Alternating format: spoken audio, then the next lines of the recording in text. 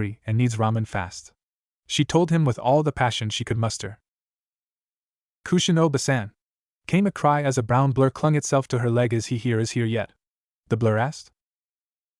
Not yet, I am-chan. You're going to have to wait until you can play with Naruto-chan. Kushina chided the 5-year-old girl, while rubbing her head with her hand. I was an adorable little girl with black eyes and long brown hair, said girl pouted. But I want to play with my Otoro, she whined. Now I'm sure Naruto-chan will love to play with his Nei-chan, but you're going to have to wait a little while longer. She sat down, and Ayam took the seat next to her. But you always say that, she pouted again. That's because it's true, baby takes time to grow. Kushina giggled. I know, but when is the baby going to come here? Ayam asked excitedly. Soon, very soon, Kushina answered while rubbing her stomach. Order up was called as Kushina ramen appeared and Tucci started on the next few bowls knowing his favorite customer won't stop at just one. I swear Kushina, you only got pregnant so you could eat more ramen. Tucci laughed. Not true, though I will miss not being able to eat as much databane. Laughed Kushina, laughed, her hand rubbed the back of her head. I and Minato-kun can't wait, we're so nervous, and I can't stop worrying about what my baby boy will be like. He'll probably be a hyperactive knucklehead that loves ramen, and inherited your verbal tic. Tucci chimed in. I hope he doesn't inherit the verbal tic, though I wouldn't mind the rest, and I'm sure you'll love the increased business, Kushina responded with a sly smirk to the old ramen chef. That I will. Tucci didn't hide the fact he liked the idea of having another bottomless pit to feed with. Those two, I'll be as rich as the Hokage by the time I retire, he thought as images of the future blonde-hair boy and Kushina eating together. Kushina, here you are. Came from the entrance, I knew you would be here, Biwako, the wife of the third, stated as she shakes her head. Please try and act like a woman in your position. Now come on, the preparation are done. Right. Kushina responded before she guzzled the last of her ramen and walked out with Biwako. Bye, old man, I'll see you soon. Kushina and Biwako left the establishment. As they walked towards the gates, Kushina spotted her longtime friend Mikoto Uchiha, who held a bundle in her arms. As they passed, Mikoto offered a bow to Biwako, and Kushina stared in wonder at the beautiful baby in her arms. Wow, you had a girl, Kushina said as she looked at her friend's child. No, he's a boy, Mikoto giggled out. Ah, what a cutie. Hey there, little guy, what's your name, handsome? Kushina asked the baby. Responding, Mikoto told her it's Sasuke Uchiha. Biwako came up, and the stern woman now had a smile on her face as she said, oh, he was named after the father of Sandame-sama, then was he? Mikoto answered, yes, so he will turn out to be a strong and splendid shinobi. At this, the baby boy began to cry. You're due soon too, Kushina, you ought to start picking out baby names soon, Kushina, she smiled. Actually, I already decided, I'm going to call him Naruto, he'll be classmates with little Sasuke here. Kushina said as she patted the boy's head so he'll stop crying and poked his cheek slightly. I hope you two get along. After that, Kushina asked Mikoto, shaken slightly as her hand covered her face. By the way, does it really hurt like they say it does? A sweat dropped at Kushina's question. Wow, so there really is something that scares you, shocking. At that, Biwako pulled Kushina back. Come, Kushina. Yes, ma'am. The details behind your birthing are supposed to be secret, remember, until we get to our location you must avoid all contact with anyone, even friends, she chided. Yes, ma'am, sorry, Kushina responded while rubbing her head. Also, even though we are outside the village, this is supposed to be covert, so when your labor pains start, don't cry out. That last sentence worried Kushina. Yes, ma'am. I can do that, no problem, right? Kushina thought worriedly as they left the village. On the outskirts of the Konoha, there was a hideout built into the mountain. There was a bridge built along the mountain, allowing access to the hideout, and a river below to make it almost impossible to approach from the front, and the height of the mountain itself made it impossible to attack from behind or above. However, the most peculiar feature was that above the entrance was what looked like a torii gate built into the mountain. There were 6 support beams that held the object to the side of the mountain. Despite its odd placement, this gate served a purpose because on the front of it was a paper marked with the kanji for the barrier, along with several other seals built into the hideout, made it impregnable, with the only way to get in or out was through the entrance. Outside the hideout were 4 ANBU, 1 standing guard on the top of the torii gate, 2 more on each side of the bridge, and a final 1 standing below to watch on the only rock in the river below. Ah! It hurts, Databane! Was cried out as the 4 ANBU standing guard each felt a sweat drop behind their mask at the cry, and each being thankful they don't have to go through something that can make even the dreaded red-hot habanero cry out. Inside stood 4 people in the stone room at the entrance. Another tag could be seen for the barrier. The first man with bright yellow hair stood nervously. His hands stretched above the stomach of his wife was laid on a table, screaming in pain as she gave birth. The other 2 were a nurse who stood to the side healing as an old woman who assisted Kushina as her midwife. Will she be okay? I've never seen Kushina-chan in so much pain before, that she cried out like this. Will she really be alright? Minato asked as he looked worriedly at his wife as she screamed and grimaced in pain, wanting to help his love more as the strongest woman he knows makes another scream. Yes, she's going to be fine. Now shut up and stay focused on the QB, came from the Biwako, as she scolded Minato for being so unfocused. Yes, but she's so. Minato's concerns were cut off as Biwako told him, you're the Yandere Minato, now get a grip and act like it. Most men would have dropped dead from the pain long ago, but women are much stronger. Minato focused on the seal, but his concerns were still there, as he thought even so Kushina-chan still in so much pain. In the seal, Kushina could loudly hear a roar as the Kyuubi tried to break free from his prison. He was bound to a rock that floated in midair. Spikes impaled him on every limb, blood could be seen coming from the wounds, causing him pain as he struggled to thrash about the golden chains that held him from freedom. "He's so strong," the Kyuubi is raving, Minato thought, looking determined, his face covered in sweat as he struggled to hold back the fox. "Hang in there, Kushina-chan," he told her, sending her a worried glance before he turned back. "Naruto, come on," he almost shouted, willing his son to be born faster. "Wah-ya-ya. Waa. Wah," was heard as Kushina Uzumaki Namikaze caught her breath, relaxing as she listens to the sound of her baby crying. As the sounds of the baby reached her, a lone teardrop of happiness filled in her eyes as she was finally a mother. Minato stood to the side, frozen, his eyes wide, still not believing that it really happened, that he is a father. "It's really here," he said in amazement, as he watched Biwako washing his son as he cried, warping him into a blanket. As tears started to wheel in Minato's eyes, brought his arm up and say with joy, "Today I'm a father."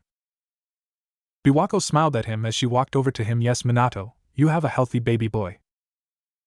As Biwako walks up to him, Minato held his hand out as called his child's name for the first time, Naruto, only to be taken by surprise as Biwako shielded the baby from him and told him, "Hands off you."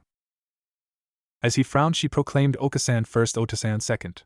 Minato could only sulk as she took his baby boy away from him and give a weak K as she made her way over to the mother.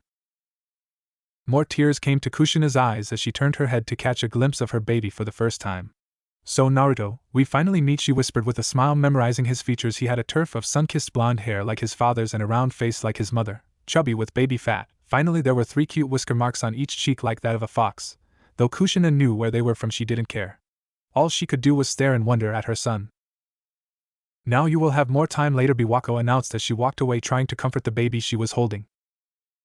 Minato made his way to his beloved wife, putting one hand on hers as he asked her, "Kushina-chan, are you alright?" "Yeah, I'm okay," she told him, still a bit weak. Minato looked like he was about to cry himself when he told her thank you for making him a father. Kushina's eyes sparkled, filled with joy and happiness like her husband's were, as she whispered, "Minato-kun." "Alright," Minato announced as he made a fist and punched into his hands. "I realize what you've just been through, but we need to really seal the Kyuubi." As he said that, a scream was heard as Naruto started to cry again. "Biwako-sama, Tachi," he called out, turning. There he saw a masked man with a cloak, holding his son, a hand ready to take his life.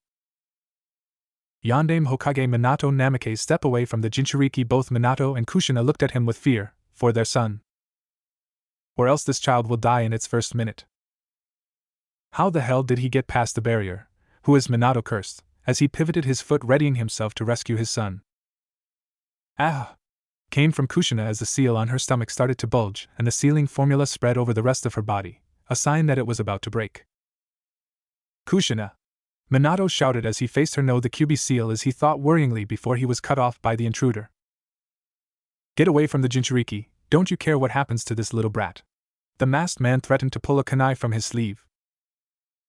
As Minato looked back at the masked man, he could see Biwako and Tachi lying on the floor as blood pooled out, a clear sign that they were dead, making the Yandame Hokage panic even more as Wait lifting his left hand up, hoping to calm the man down before he does anything rash. "Just please calm down. Speak for yourself." "I am as calm as I can be, Minato," was his reply as he threw Naruto into the air. "Naruto!" Kushina shouted as she watched her baby cry as he was thrown. Minato was angered at the act as he glared at the man.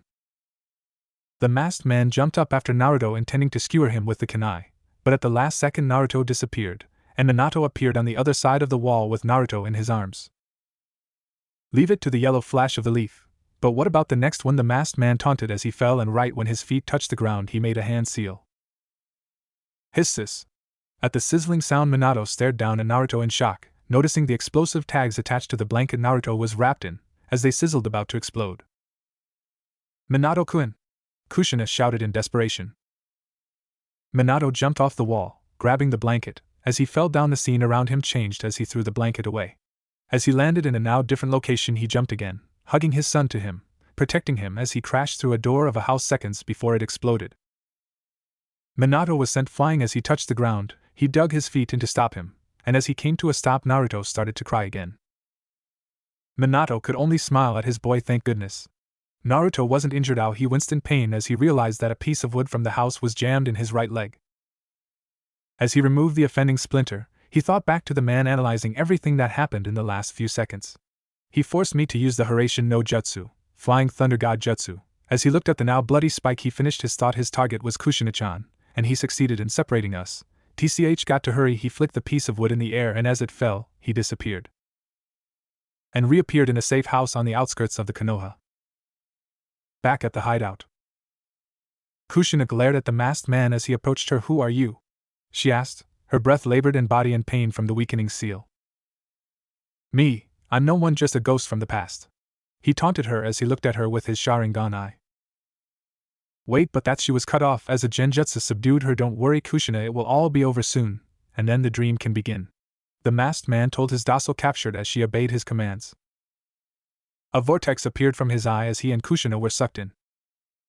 They reappeared farther away from Konoha. He set Kushina upon a stone and then used Fuinjutsu to hold her in place, restraining her with the 4 stones around her. As he finished, he undid the genjutsu he placed on her.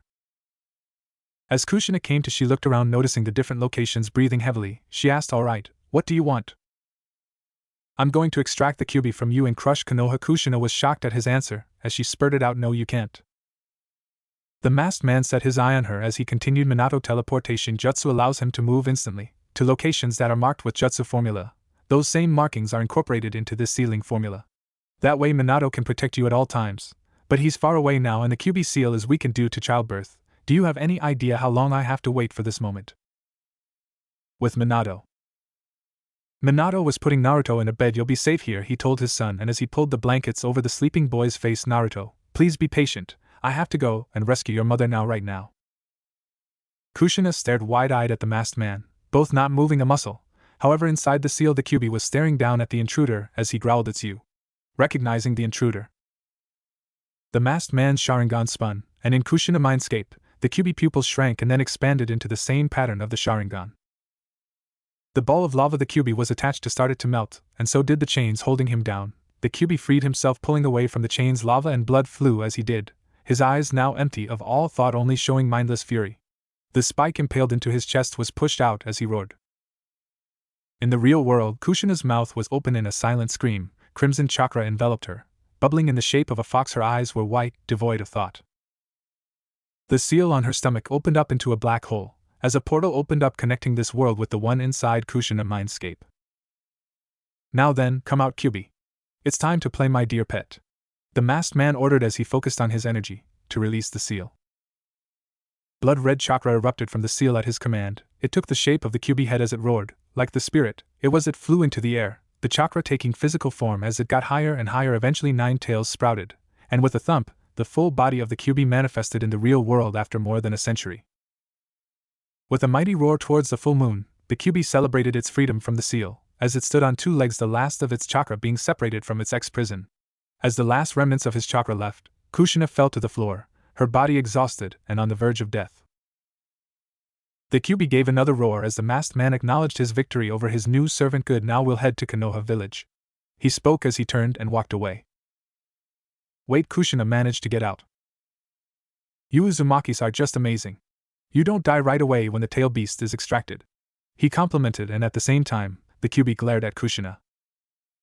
"You were the Kyuubi Jinchuriki." At that, the savage Kyuubi faced her, his eye full of bloodlust as he prepared to strike. "So I'll let you have the honor to die by his hands." At the command, the Kyuubi swung its claw at Kushina. She could only watch as her death came. A shock wave and explosion occurred as the Kyuubi claw landed on his former host. However, it was not to be, as seconds after Minato appeared on top of the tree in front of the Kyuubi, his wife safely in his arms.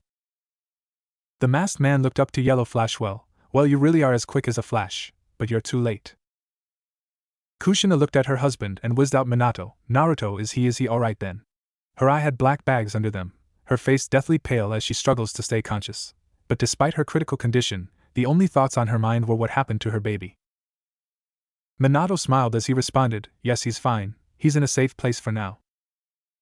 "Good, Minato, that masked man is with the Kyuubi, he's heading to the village." "Stop them," Kushina whispered.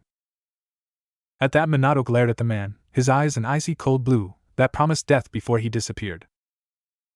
"He flew away. Oh well, that's fine, let's get to Konohagakure," the masked man stated, not at all affected by Minato's glare that promised his death. The Hidden Leaf village was peaceful. Fathers and sons watched the stars, husbands and wives argued, cats made their rendezvous, shopping patriots left for the night promising to come back, and friends helped their drinking buddy home. The villagers laughed and gossiped without a care in the world, completely unaware of the danger that was approaching. Kakashi signed as Guy once again tried to rope him into another challenge. Look, why don't we just do rock, paper, scissors again? Kakashi offered, not wanting to do anything too strenuous on this peaceful night. Oh come on, there must be something more exciting we can do, and you call yourself my rival, Guy complained, in his usual over-the-top voice. Kakashi stared at him as he explained, we have to get an early start tomorrow, so why don't we take a pass for tonight? He smiled, hoping to placate his rival. A mission is no excuse. I have all this pent-up energy inside me, so there's no better time than right now for some really rigorous training. Guy shouted as he kept walking onward, his hand pointed towards the sky and a bright future, as he continued his monologue about training, not realizing that Kakashi stopped, feeling like something bad was going to happen. When Guy finally noticed him, he swung back, getting right in Kakashi's face. Are you even listening to me? Forget that for now, Kakashi told him, trusting his instincts that have been honed by years of fighting in life and death situations. Do you feel something strange, like there is suddenly a dark chill in the air? He told his comrade as he searched for the source of the disturbing feeling. The only thing chilly here is your attitude, you must be more hot-blooded. Guy shouted at the top of his lungs at his apathetic companion, unaware that Kakashi was sensing what was to come. At the Uchiha compound, a young boy with ravine-colored hair was holding a small baby that had the same pitch-black hair as him, as he gazed upon the moon. I feel something ominous, he stated to himself, as a chill went up to his spine. As with agreeing, the baby in his arms started to cry out, there, it's okay, the boy told his baby brother. What a strange feeling, of all the times for Toussaint and Ka-san to be out, he thought as he continued to rock his brother, before smiling. Don't cry, Sasuke, your big brother will protect you, I promise you that. In his study, Hiruzen Sarutobi was reading over some of the reports in Minato Place. As smoked his pipe, he suddenly felt a chill as he breathed out. Smoke filled the air as he looked out the window at the full moon. It can't be, he said, praying that the familiar feeling was not what he thought it was. Getting up, he left the room, not taking a chance as he went to change into his battle armor. The masked man landed in an alleyway of the village silently as he performed the summoning hand seals. His lone Sharingan eye blazed crimson with 3 circular Kama structures spun slowly as he shouted summoning jutsu. Boom! Was heard all over the village as an explosion went off. Smoke filled the area, catching the attention of every person in the village. Powerful shockwaves sent debris flying, and the villagers closest to the event stopped, their arms up to protect them from the wind as others were knocked down. As the shockwaves ceased, the villager looked at the shadowy figure in the smoke. A villager watched in terror as he asked, is that? Glowing blood red eye could be seen through, as reddish/orange fur appeared, and growling could be heard. The villagers cried out in terror, no way. One of them shouted at the monster that appeared before them, 9 tails curled out, and a blood-curdling ROARRR filled Konoha. It's the Kyuubi! One of the villagers shouted, and all the villagers fled for their lives. Go Kyuubi! The masked man ordered his pet, and by command of the Sharingan the fox obeyed, releasing another earth-shattering roar. Windows broke by the pressure of the sound all over, and his left claw smashed up the building next to him. The wreckage flew, impaling some fleeing villagers. His tails lashed out, crushing more buildings. As they moved out the way, one could see the remains of the house owners and their bodies under the rubble, and the wreckage too on a crimson paint. His tails now dripped with blood as the crimson coated the beast's fur. Kyuubi looked every bit as demonic as the legend said. The villagers watched in fear as the blood-covered fox approached them, its mouth opening as and his still stainless white teeth could be seen, sharp and ready to tear into them. As Kyuubi was rampaging throughout the village, destroying buildings that came in the demon's way, killing villagers and shinobi without any mercy, there was a flash of yellow light, and Minato was standing at the top of the Hokage monument. His cape fluttered in the wind as he stared at the Kyuubi, and the damage it's done to his village. As by fate the Kyuubi eyes caught the Yondaime, he turned his head and faced him, glaring at the Yondaime. So you've finally taken notice, he said to himself. The Kyuubi opened its mouth as blue and red chakra bubbles started to gather together, forming a compressed purple ball of chakra. Realizing that the ball was the Biju's strongest attack and what the fox intended to do with it, Minato started to make some hand signs. Do not fuck with me, he said to himself, determination of protecting his home burning in his eyes. Just as the ball of chakra was about to hit the monument, it stopped as seals appeared midair. The air and space seemed to twist and bend around the tailed beast bomb, swallowing it completely. On the mountain, Minato is controlling the space and time barrier. As the tailed beast bomb is fully consumed, Minato held his kunai up. Hiraishin, Dorai, Flying Thunder God, Guiding Thunder. Boom. An explosion could be heard miles away from the village, destroying an entire mountain range.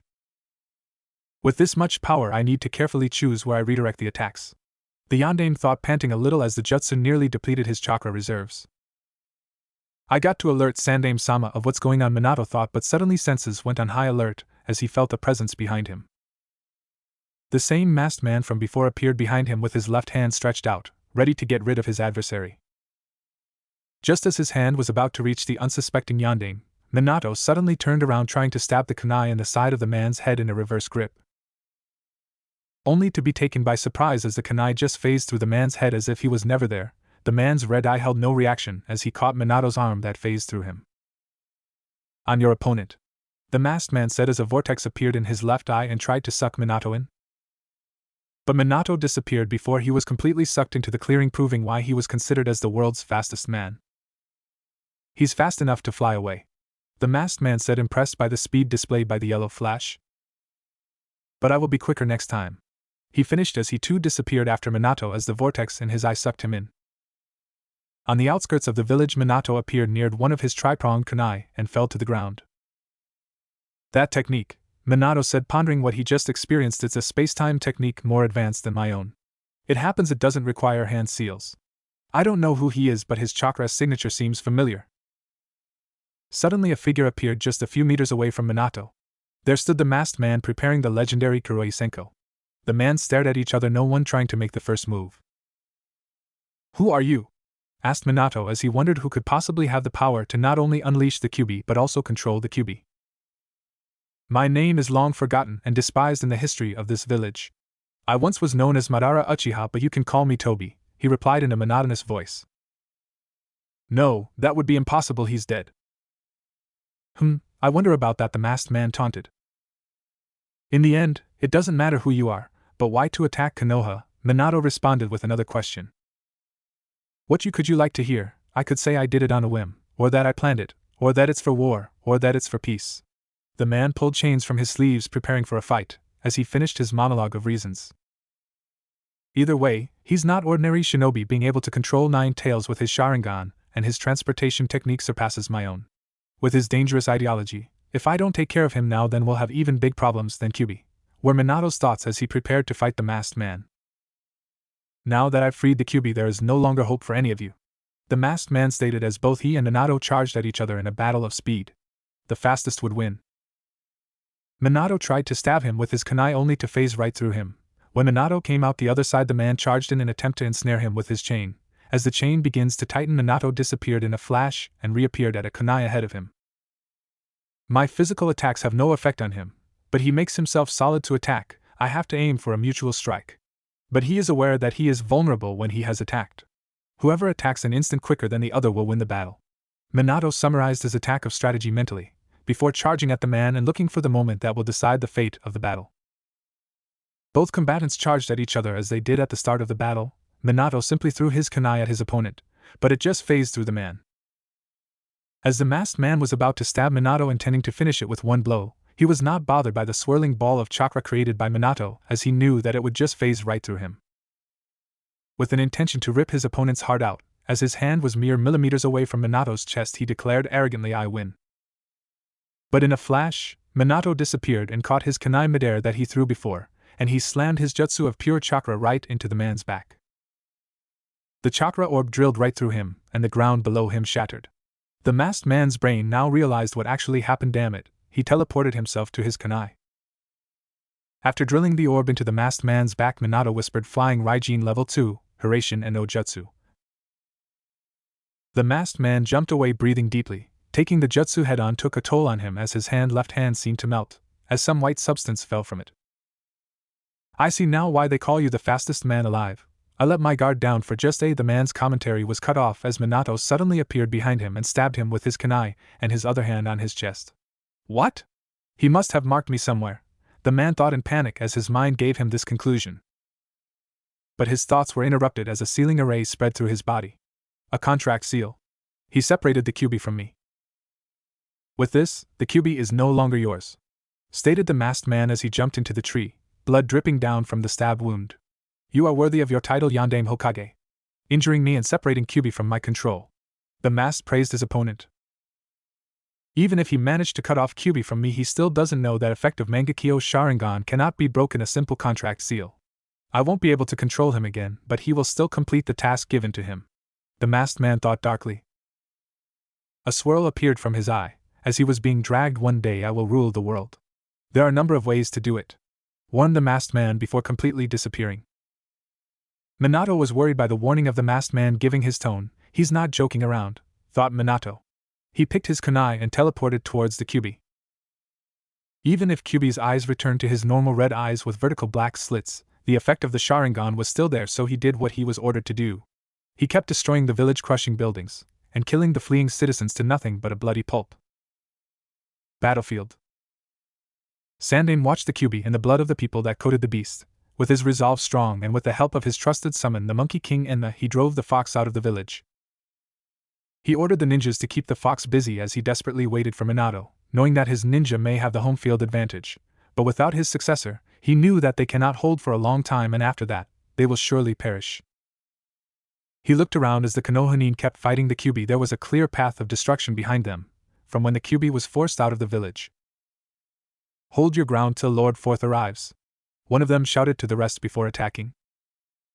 Minato once again arrived on the monument on Sandaime's head. He was shocked at the sight in front of him.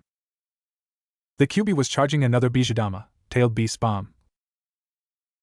Terrible, he said in worry, remembering the power of the attack. The Sandaime fell to his knees, succumbing to exhaustion as the beast charged its attack. He's going to do that again, he thought in worry. Seeing the technique being charged, Minato did some hand seals and shouted out the technique Kuchios no Jutsu, summoning technique. As he drops down on top of Kyuubi with his summoned toad boss pinning the Kyuubi into the ground. Sandaime looked atop the giant toad. Is that?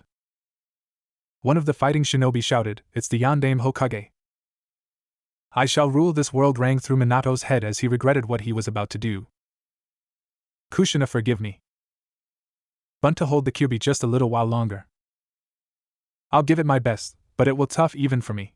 The chief toad grunted as he struggled to hold the Kyuubi, who was still charging the Bijudama.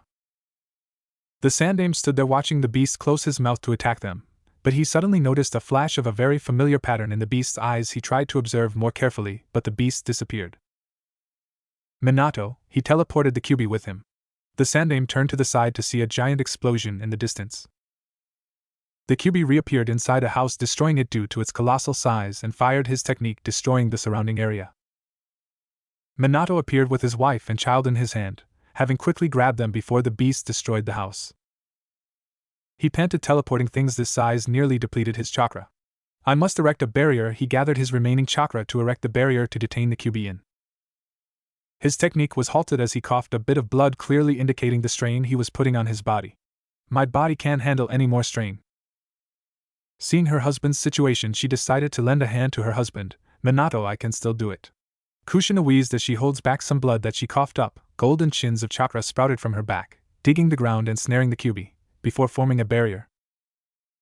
Kushina coughed up more blood, causing her husband to shout out her name in worry.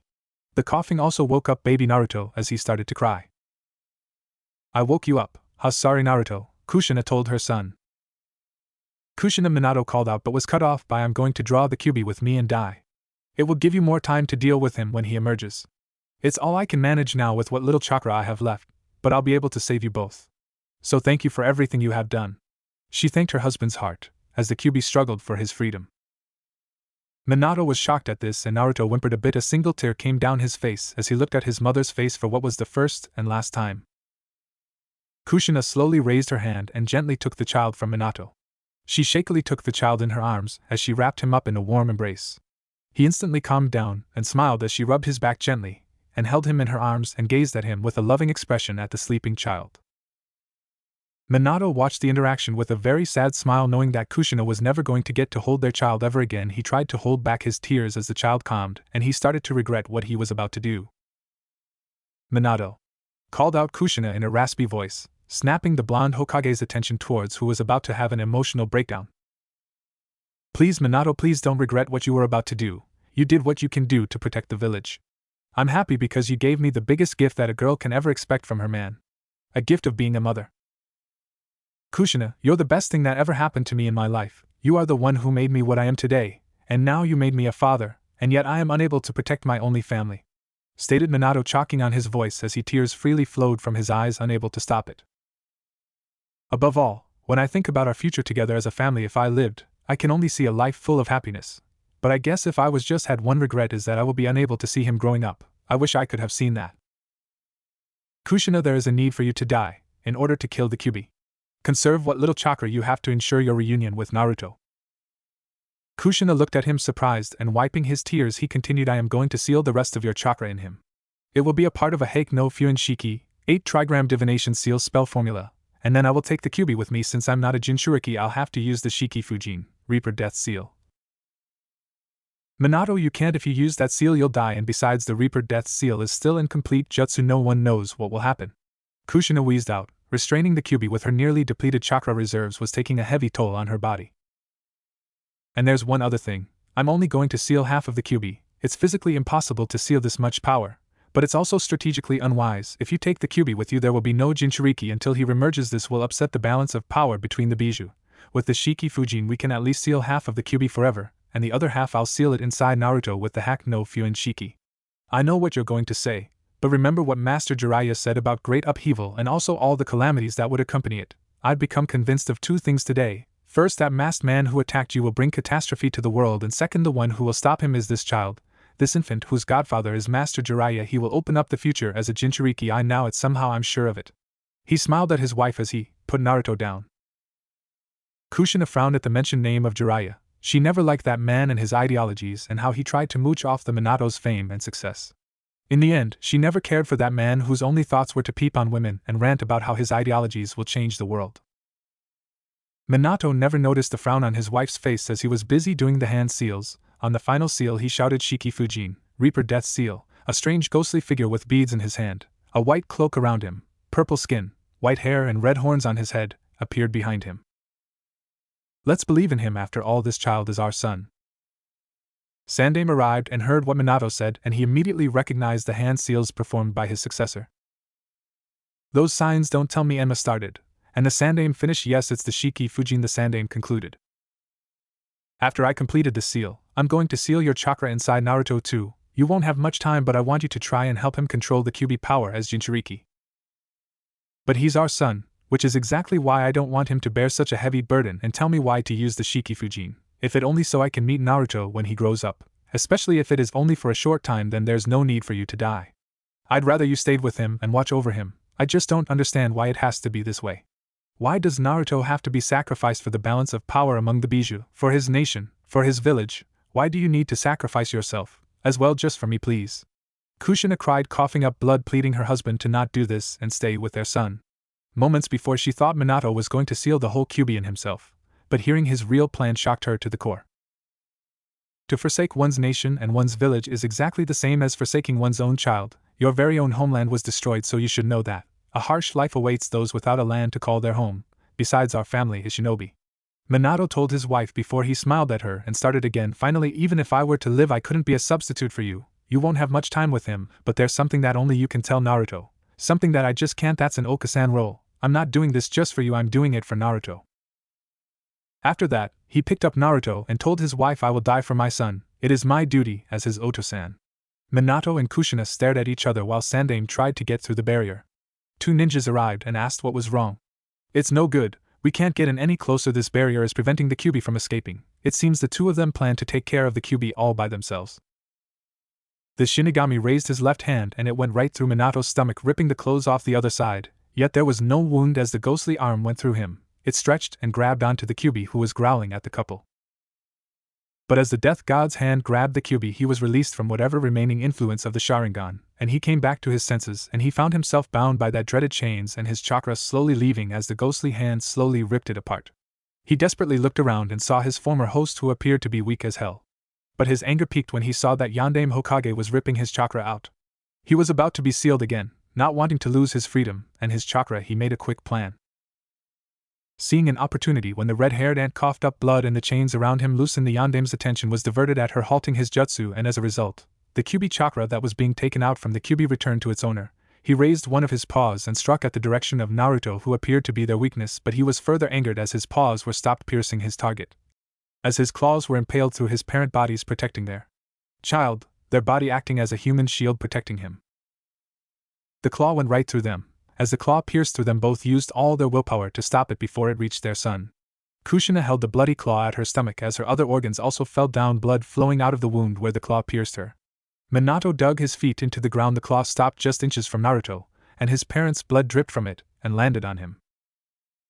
Minato looked in horror at the fallen organs of her beloved wife. He turned his head slightly and glared at the Kyuubi with hatred and coldness visible in his eyes, the cold intensity of them as cold as ice in response to Kyuubi fire.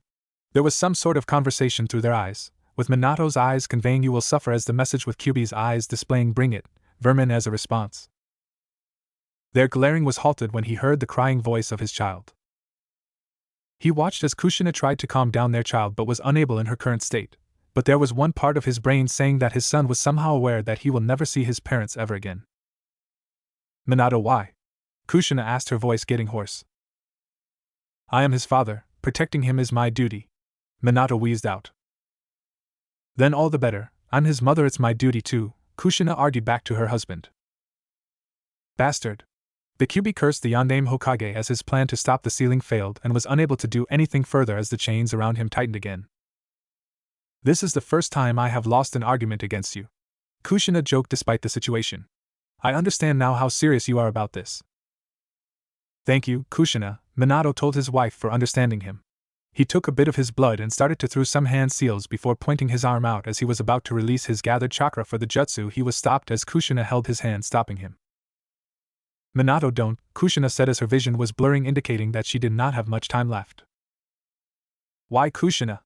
"I was going to give the formula to Geratora, asking him to take it to Jiraiya-sensei," he asked out in a bit of confusion.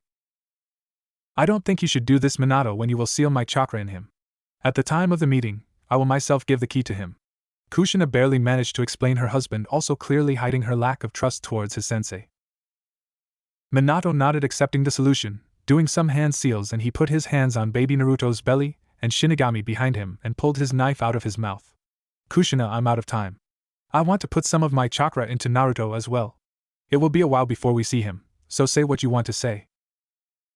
Kushina gazed at her child. That would be the last time among the land of the living. Tears came to her eyes as she told her child her parting words.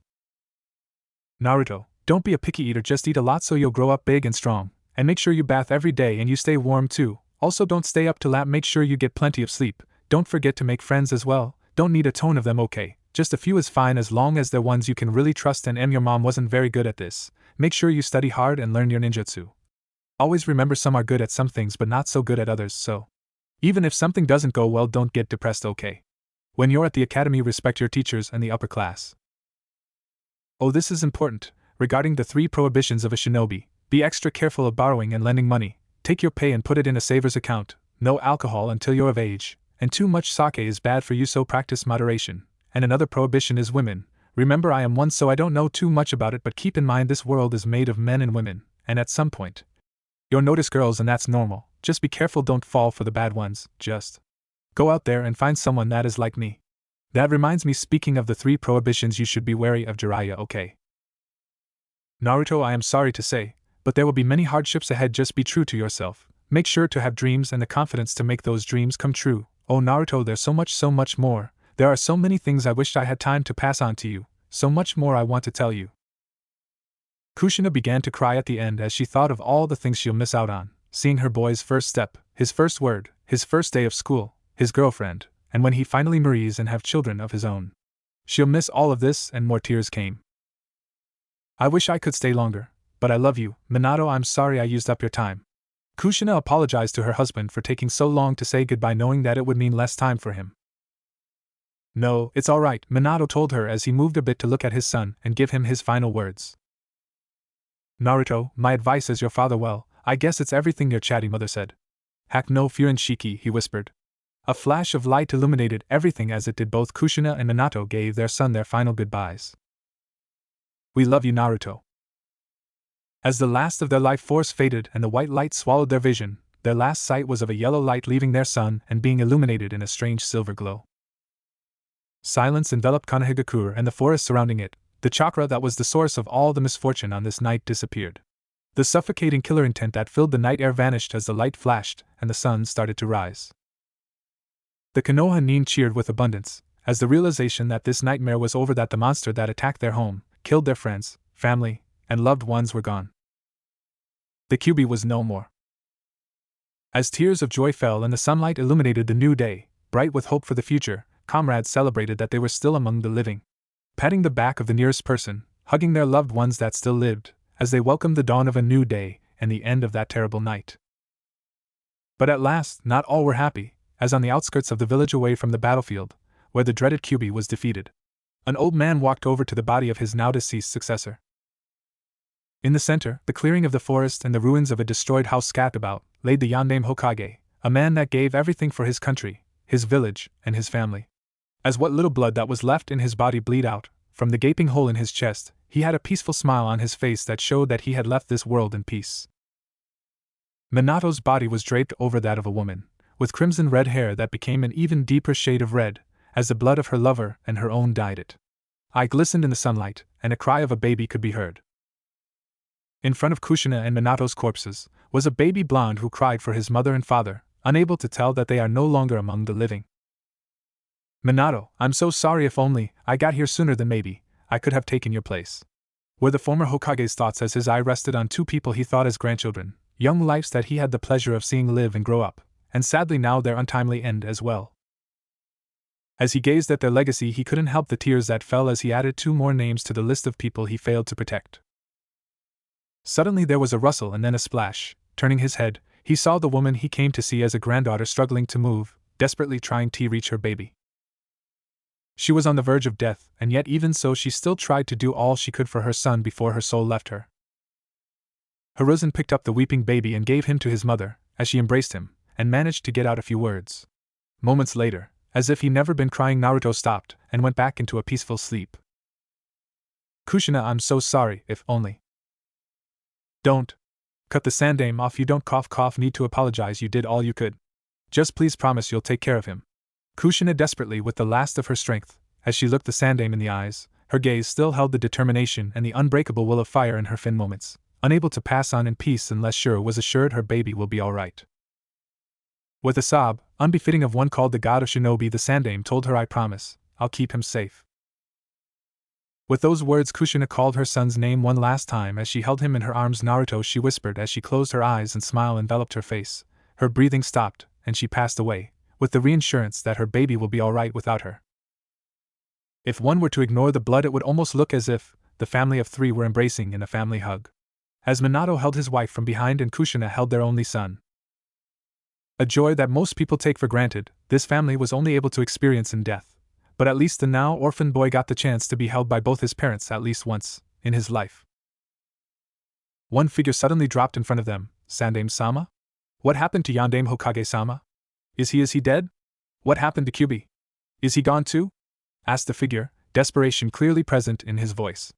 This figure was in fact Kakashi Hatake, Yandame Hokage's former student.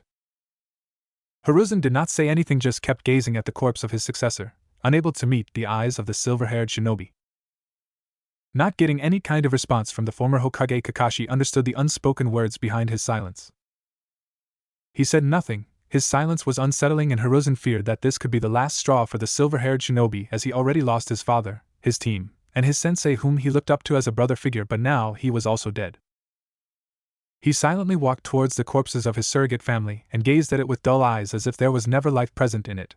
I will not shed tears today, sensei. Otherwise I will drown in them. This land is fortunate that your end will never be forgotten, he said with a hiccup as his shoulders shook, unable to hold the dam of various emotions from bursting. But why it has to be my loved ones to die? First Otosan, then Obito and Rin, and now you, sensei. Am I that cursed to always watch those close to me die again and again? No matter what I do, those close to me always die. While I live on, it should be one of them to have lived, not me. Silent tears freely flowed from his eyes as his heart still couldn't fathom the truth that his remaining family was dead, gone from this world. The copy ninja Kakashi mourned the loss of his friends, comrades, and family, his emotions and heart killed with each death, as he became a shell of a person he once was. Kakashi continued to sink into darkness that his loved ones tried to stop, and guilt filled him as he wished that he too died, and other thoughts, as he blamed himself for their deaths. It should have been me. He stood up, wiping the tears from his eyes. He glanced at the child who currently resting in the hands of Hiruzen. Feeling guilty, he left the scene with a heavy heart. Hiruzen neither tried to stop the kid nor tried to console him, as he knew Kakashi was suffering from the post-traumatic stress disorder. Kakashi just needed time to recover, then everything will be alright. 2 days after the attack. In the Hokage Tower of Konoha, the Sandaime Hokage was walking to the council room where he will inform them of the fate of Kyuubi. Taking a deep breath, he opened the door. The council room was of moderate size so that it would always have enough room for its members. The room itself was dark and had limited lighting, not enough to illuminate the whole room but enough to clearly see everyone's faces. The light themselves could be dimmed and brightened, but most of the time when meetings are held the lights are dimmed to allow ANBU to hide in the shadows for security. The center was a wide open space for when somebody has matters to discuss with the council. The floor in the center of the room was actually lowered a bit. Around the center there was a table that curved around the circle in the center. Due to the floor below it being higher, it allowed anyone sitting there a clear view of anyone standing in the lower center area. Behind that table, there was a second table that was of a slightly smaller size than the first but raised higher, so it also had a clear view of the center area.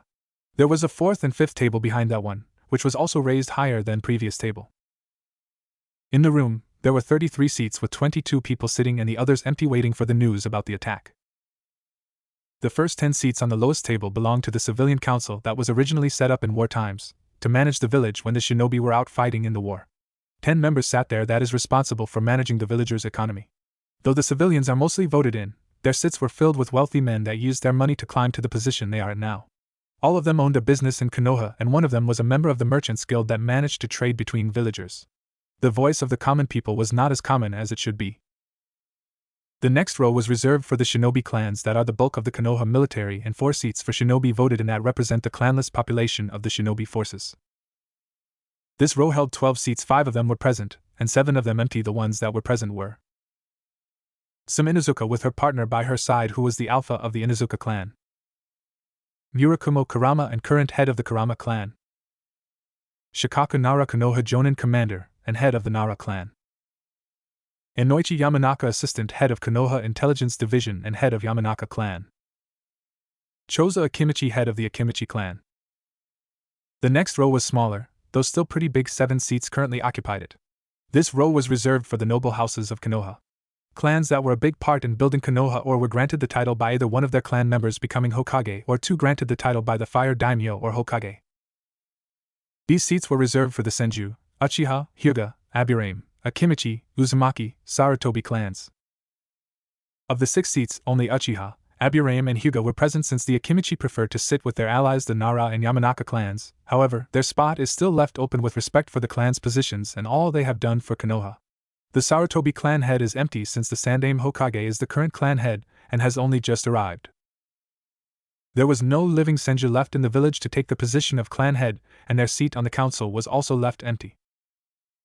There was only one Uzumaki left when they were wiped out during the start of the Second Shinobi War. But the seat was empty because the last of the surviving Uzumaki also being perished in the attack. The Uchiha clan seat was filled by the chief of police Fugaku Uchiha. The Hyuga clan seat sat Hayashi Hyuga, head of the Hyuga clan. Shibi Aburame sat in the Aburame sit.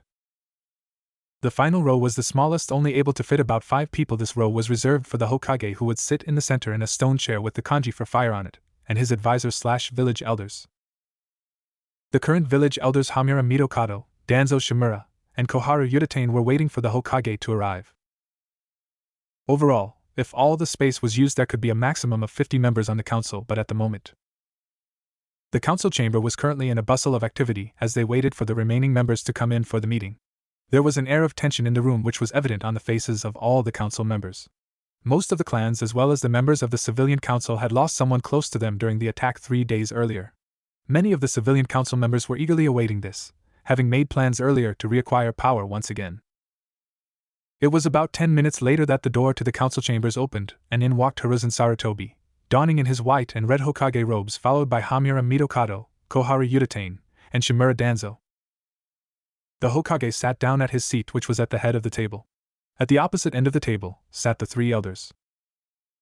Sarutobi, seeing that everyone was just quiet for a while, cleared his throat to gain everyone's attention. The council is in session now.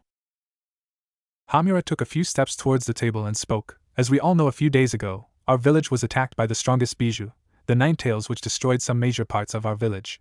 We were lucky that our Yondaime Hokage, along with Kushina Uzumaki, could deal with him effectively, thus decreasing the damage the beast has caused. As it stands, I doubt we could call Konohagakure no Sato the strongest village among the elemental nations anymore. Our village morale is down now, and we must act immediately towards those matters concerning our village as soon as possible. He paused for a while and saw that everyone on the shinobi side seemed to agree with him, and along with those on the civilian side.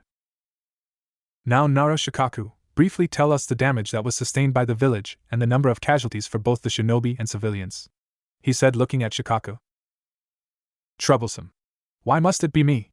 Shikaku muttered. He then looked at Sarutobi and spoke, Hokage-sama. Due to the prior information of the attack which was given to all the clan heads and the ANBU, most of the civilians were taken to the emergency safe zones behind the Hokage monument. Although there were some unfortunate ones who were not able to get away in time. As of now, per my report, between 20,000 to 300,000 civilians lost their lives, mainly those who were still inside their homes during evacuation. Their corpses have been recovered and have been taken to the morgue. Now, in the case of the shinobi, I would say around 40% of our ninja forces were killed during the attack. These include shinobi from the Nara clan, Aburame clan, Akimichi clan, Inazuka clan, and the Sarutobi clan. Most of these shinobi who were killed were on the front line battling the Ninetales, said Shikaku in a serious tone. Hokage nodded his head, listening to his Jonin commander's report, and said, Thank you, Shikaku. We must increase the border patrol even more for the next few months, and keep an eye on the other villagers in case they try to do something. Also, for the next few years, the number of the missions handled by our village will increase to increase the revenue of the village. I know many of you have lost someone close to you over here and may need some time to grieve, but it's a critical time right now. We are vulnerable, right, and our morale is down. The more missions we take, with the quality of our shinobi, the mission success rate will be good, which in turn will increase our standing in the eyes of the villages and make them hesitant to do something against us.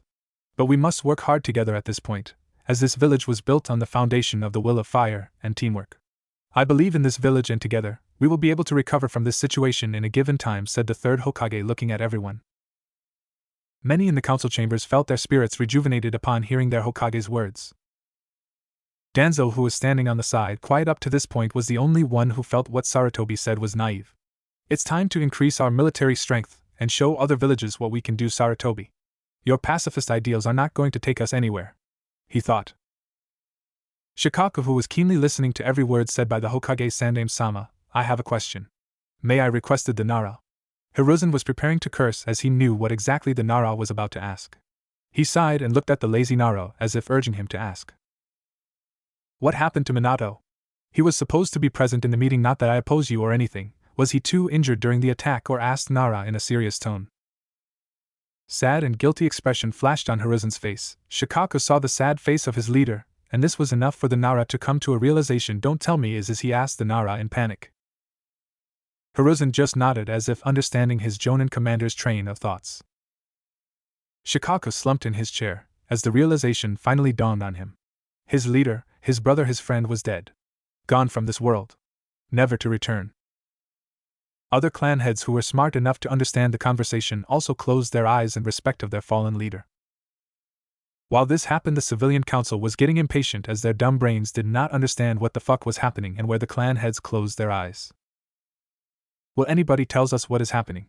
Where is Yandame-sama? Asked one of the councilmen who was unable to hold his patience. The Yandame is dead. He used a forbidden jutsu to kill the Kyuubi that cost him his life, Sandaime said, and the rest of the room went quiet. I'm sorry for my rudeness. I didn't know Yandame-sama passed. He was a great man. The councilman apologized for his comment, as all mourned for their beloved leader who was truly worthy of the title of Hokage.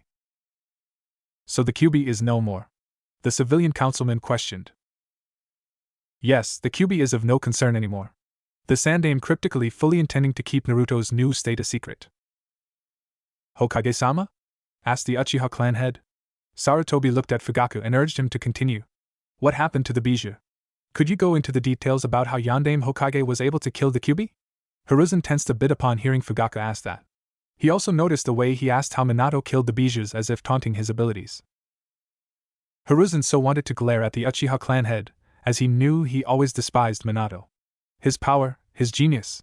As I said, Minato used a forbidden jutsu to kill the Kyuubi. That is not what I meant, Hokage-sama.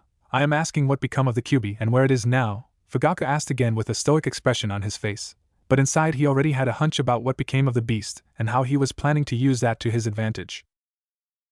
Wait, the demon is still alive?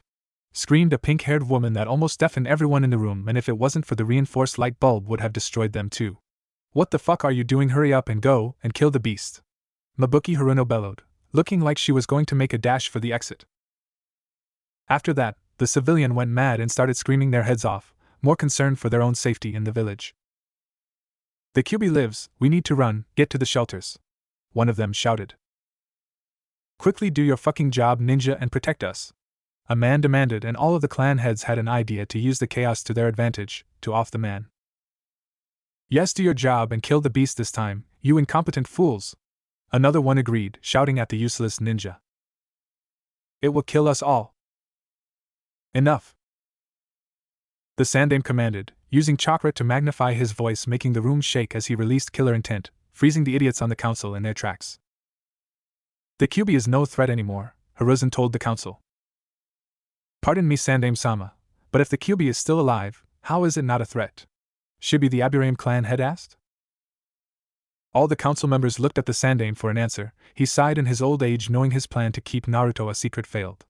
The Yandame sealed the beast into a newborn baby.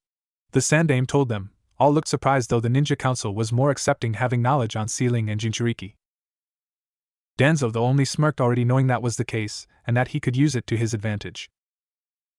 Then you should kill the bloody demon before it regains its powers. The Haruno banished screamed again, making everyone wonder if his voice was a Kekkai Genkai with how inhuman it sounded, and that even the Kyuubi roars were heaven compared to that voice. All the civilians started to agree, saying the beast should be killed. That was what the fourth wanted. Enough. Hiruzen took control of the room with all the authority of the Hokage. Minato's final wish was for him to be treated as a hero, not a monster. We will do no such thing. Sandame Hokage told them all, daring them to object. And one of them was stupid enough to do it. That is not your place to decide, it is the council decision.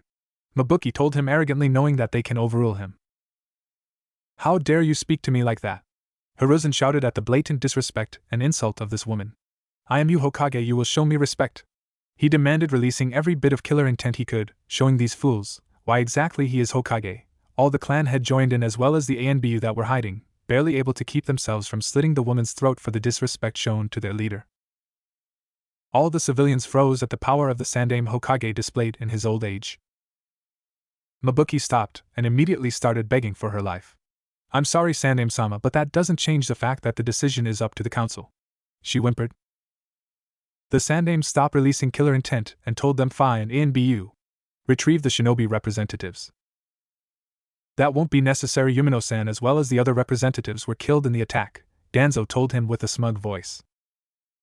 Sandame's eyes widened at this, knowing that at least two of them were jonin that wouldn't have been killed and all would have voted with him.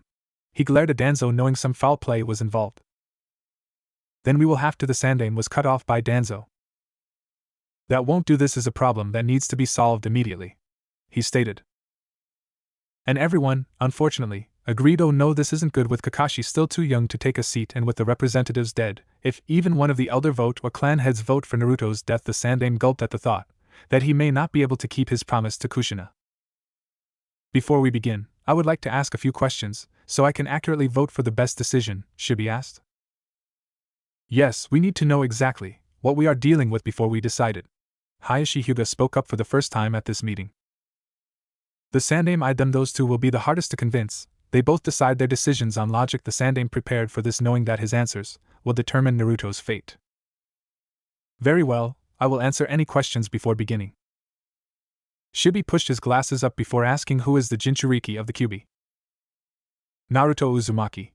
The Sandame told them, making both the Aburame and Hyuga heads' eyebrow raise, and the Nara head and elders figured out exactly what that means.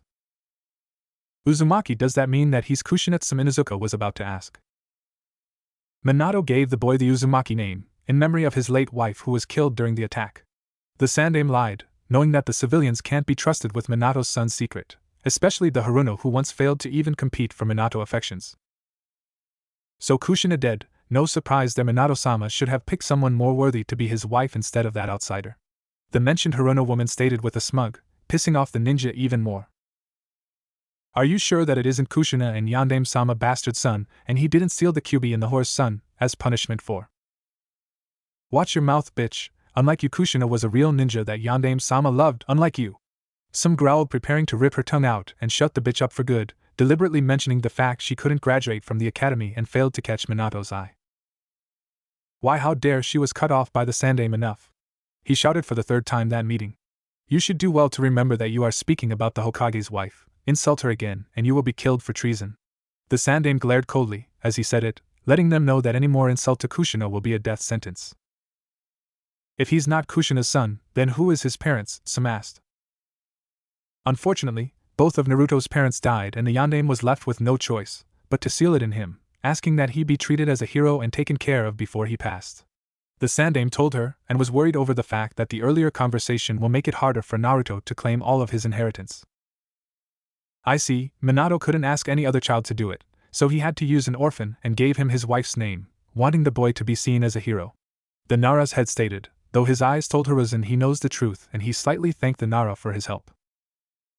I see, if Minato was left with no choice, then he would have wanted the child to live a good life for the burden that was forced upon him. Some agreed, but couldn't shake the feeling that something wasn't right.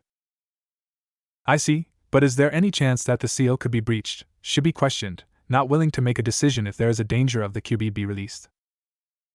No, there isn't. The seal was designed to filter the QB chakra into the boy as time goes on and merge it with his own, allowing the boy to build up a resistance to it and prevent the QB's will from influencing him.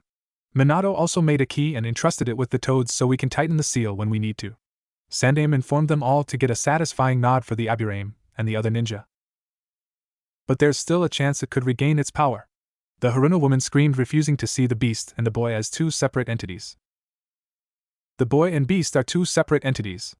Do not treat them as if they are the same thing, Sarutobi warned, starting to lose his patience for the women.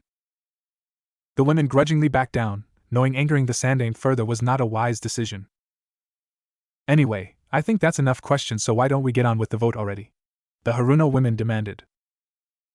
Not yet. I would like to know what will happen with the boy, if he was left alive, Hayashi asked in a monotone voice, his neutral face not giving away whether or not he was for or against Naruto.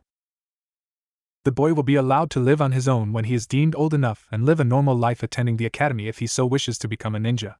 Until then he will be in the orphanage's care and be provided for, Hiruzen stated.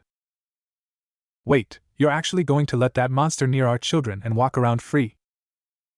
You can't do that. You should lock the beast away, as far away from us as possible. The woman once again assaulted the poor ears of the council with her voice.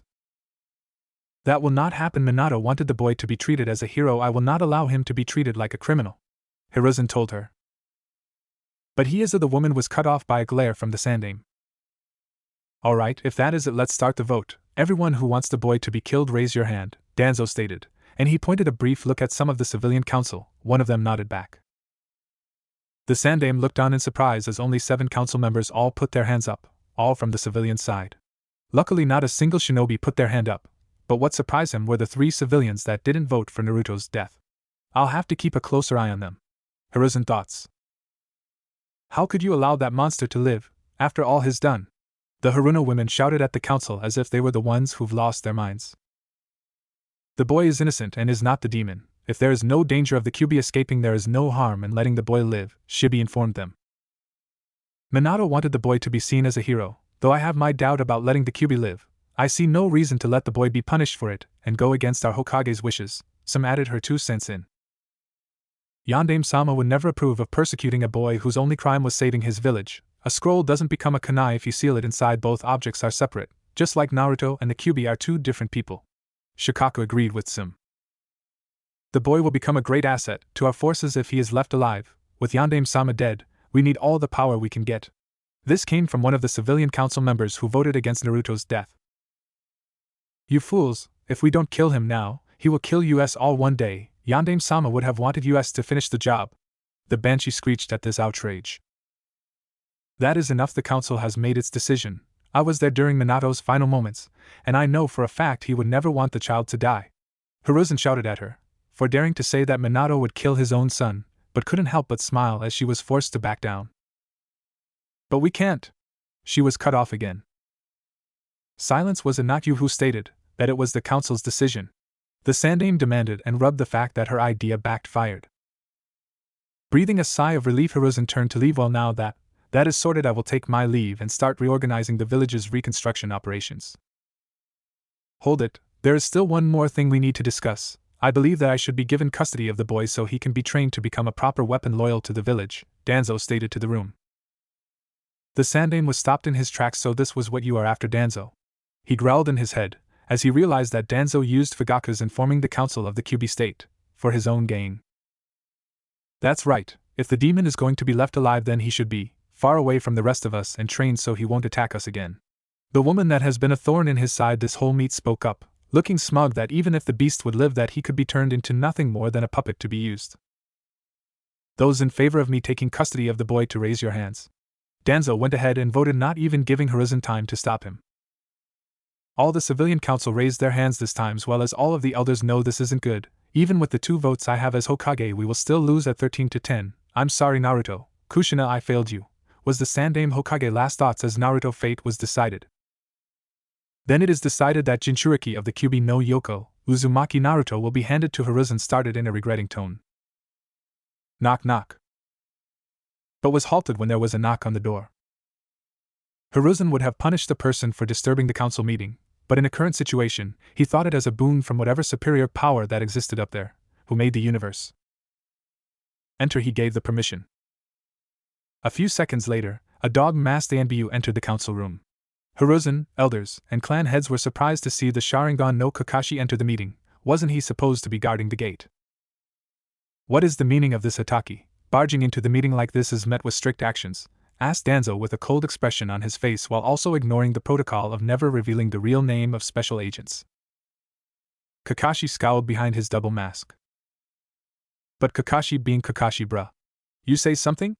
Drawled Kakashi in a lazy tone, knowing if this worked on Guy then it should also work on the emotionless husk. Hiruzen bit his tongue trying to hold back his laughter. Several clan heads also chuckled at the Kakashi comeback for the old emotionless fossil. He really deserved it. Kakashi Hataki, don't cross your limits. And say, why are you here? Said Danzo, barely holding his emotionless facade. The previous comment really got on his nerve. I was hearing this interesting discussion from outside, so I thought maybe I am also needed here, Kakashi explained nonchalantly. Say it clearly. The irritation behind the elder's retort was very assuming. He decided not to fool around and cut to the chase. I am here to give a vote as the clan head of Hataki clan. Kakashi suddenly dropped the bomb. No nuke in the council room. A pin-drop silence and a few gaping faces were his response. Will you please repeat that again? Asked a random civilian councilman. Kakashi was annoyed at the dumb question of the civilian councilman. He was sure what he said was loud enough to be audible. I am here to give my own vote as a clan head, he repeated. You are not a clan head. What if you are Yondaime-sama's student? You are still shinobi who is supposed to protect us, screeched the banshee. Kakashi rubbed his sensitive ears trying to get rid of the tingling. I am 100% sure that her screeching is a Kekiai Genkai. It can be very effective. Actually, he is a clan head, but him being an ANBU operative makes him unable to attend his duties as a clan head. Shikaku Nara explained out lazily. Danzo cursed mentally. He never predicted this outcome but smirked as the voting was still in his favor. Hiruzen, without wasting any time, announced his decision, then considering the total outcome. It is decided that by the vote of 13-11 the Jinchuriki Uzumaki Naruto will be handed to. Sorry to interrupt again. Kakashi Hataki again stopped his leader from declaring his outcome. Now what, Kakashi? You have already given your vote, so what do you want? Hiruzen was now really getting irritated by the constant interruption from the silver-haired ANBU. Seeing the irritated expression on his leader's face, he instantly answered, not wanting to anger the already irritated Hokage-sama. Before announcing your decision, there are still 2 more votes that should be considered before the council reached any conclusion. And of whom you are talking about? Senju and Uzumaki clan. This answer from Kakashi got a raised eyebrow from the Hokage and gave rise to another chaos from the civilian side. Silence, roared the Sandaime, silencing the room. This is a council room, not your typical vegetable market. So keep quiet. Damn, Sarutobi groaned mentally, these people never stops to get on my nerves. From where this energy comes from? It can't be possible. As there is no Senju clan remaining, and with their last living Senju not being present in the village. An Uzumaki clan was never officially registered as a clan in Konoha's records, and they perished decades ago, with their only known living survivor dying 2 days ago. Hamura said in a clear tone. That is where you are wrong, Hamura. Hiruzen's sudden answer gained some surprised faces from the council, while mentally smacking himself for not understanding what Kakashi was trying to put forth. Will you please elaborate, Hokage-sama? Shikaku asked, a little intrigued at the sudden change of events. Gentlemen, even if Senju Tsunade is not present in the village, the vote of the Senju clan is still considered important in the council. And as I am taking the Hokage position back, I will vote instead of her, and talking about Uzumaki clan, it was already registered as a clan of Konoha.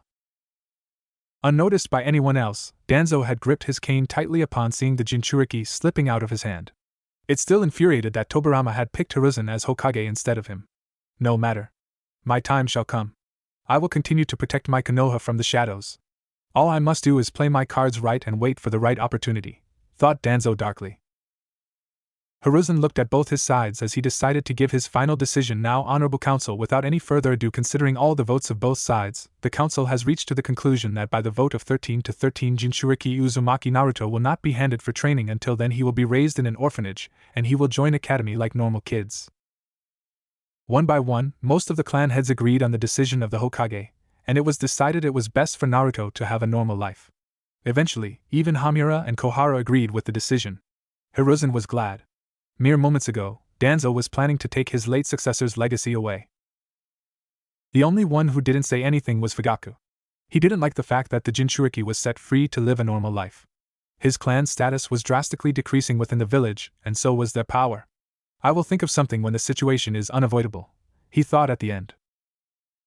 The civilian council also didn't like the decision made by the Hokage, as their influence didn't bring them anything. They decided to increase their influence and power in the council not until the Hokage remained as nothing but a figurehead of his position. Damn you, Sarutobi! It doesn't matter. Soon things will go my way. Let's see how the normal populace handles the news of the Jinchuriki.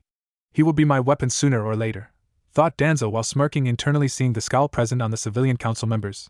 Now he had some perfect puppets to influence. Now set that aside, we will require some new treaties with other villages soon. Sunagekure is an option. They are the closest to our village, and were mostly neutral towards us during the last war. Let's wait a few years and then we'll approach them. He paused and looked at the reports in his hands which Shikaku had given him earlier in the meeting, and said, the hospital and the industrial parts of the village were affected the most as per the reports. The Akimichi clan could provide the manpower required for moving heavy objects along with the Nara and Aburain clan. The finances will be arranged soon.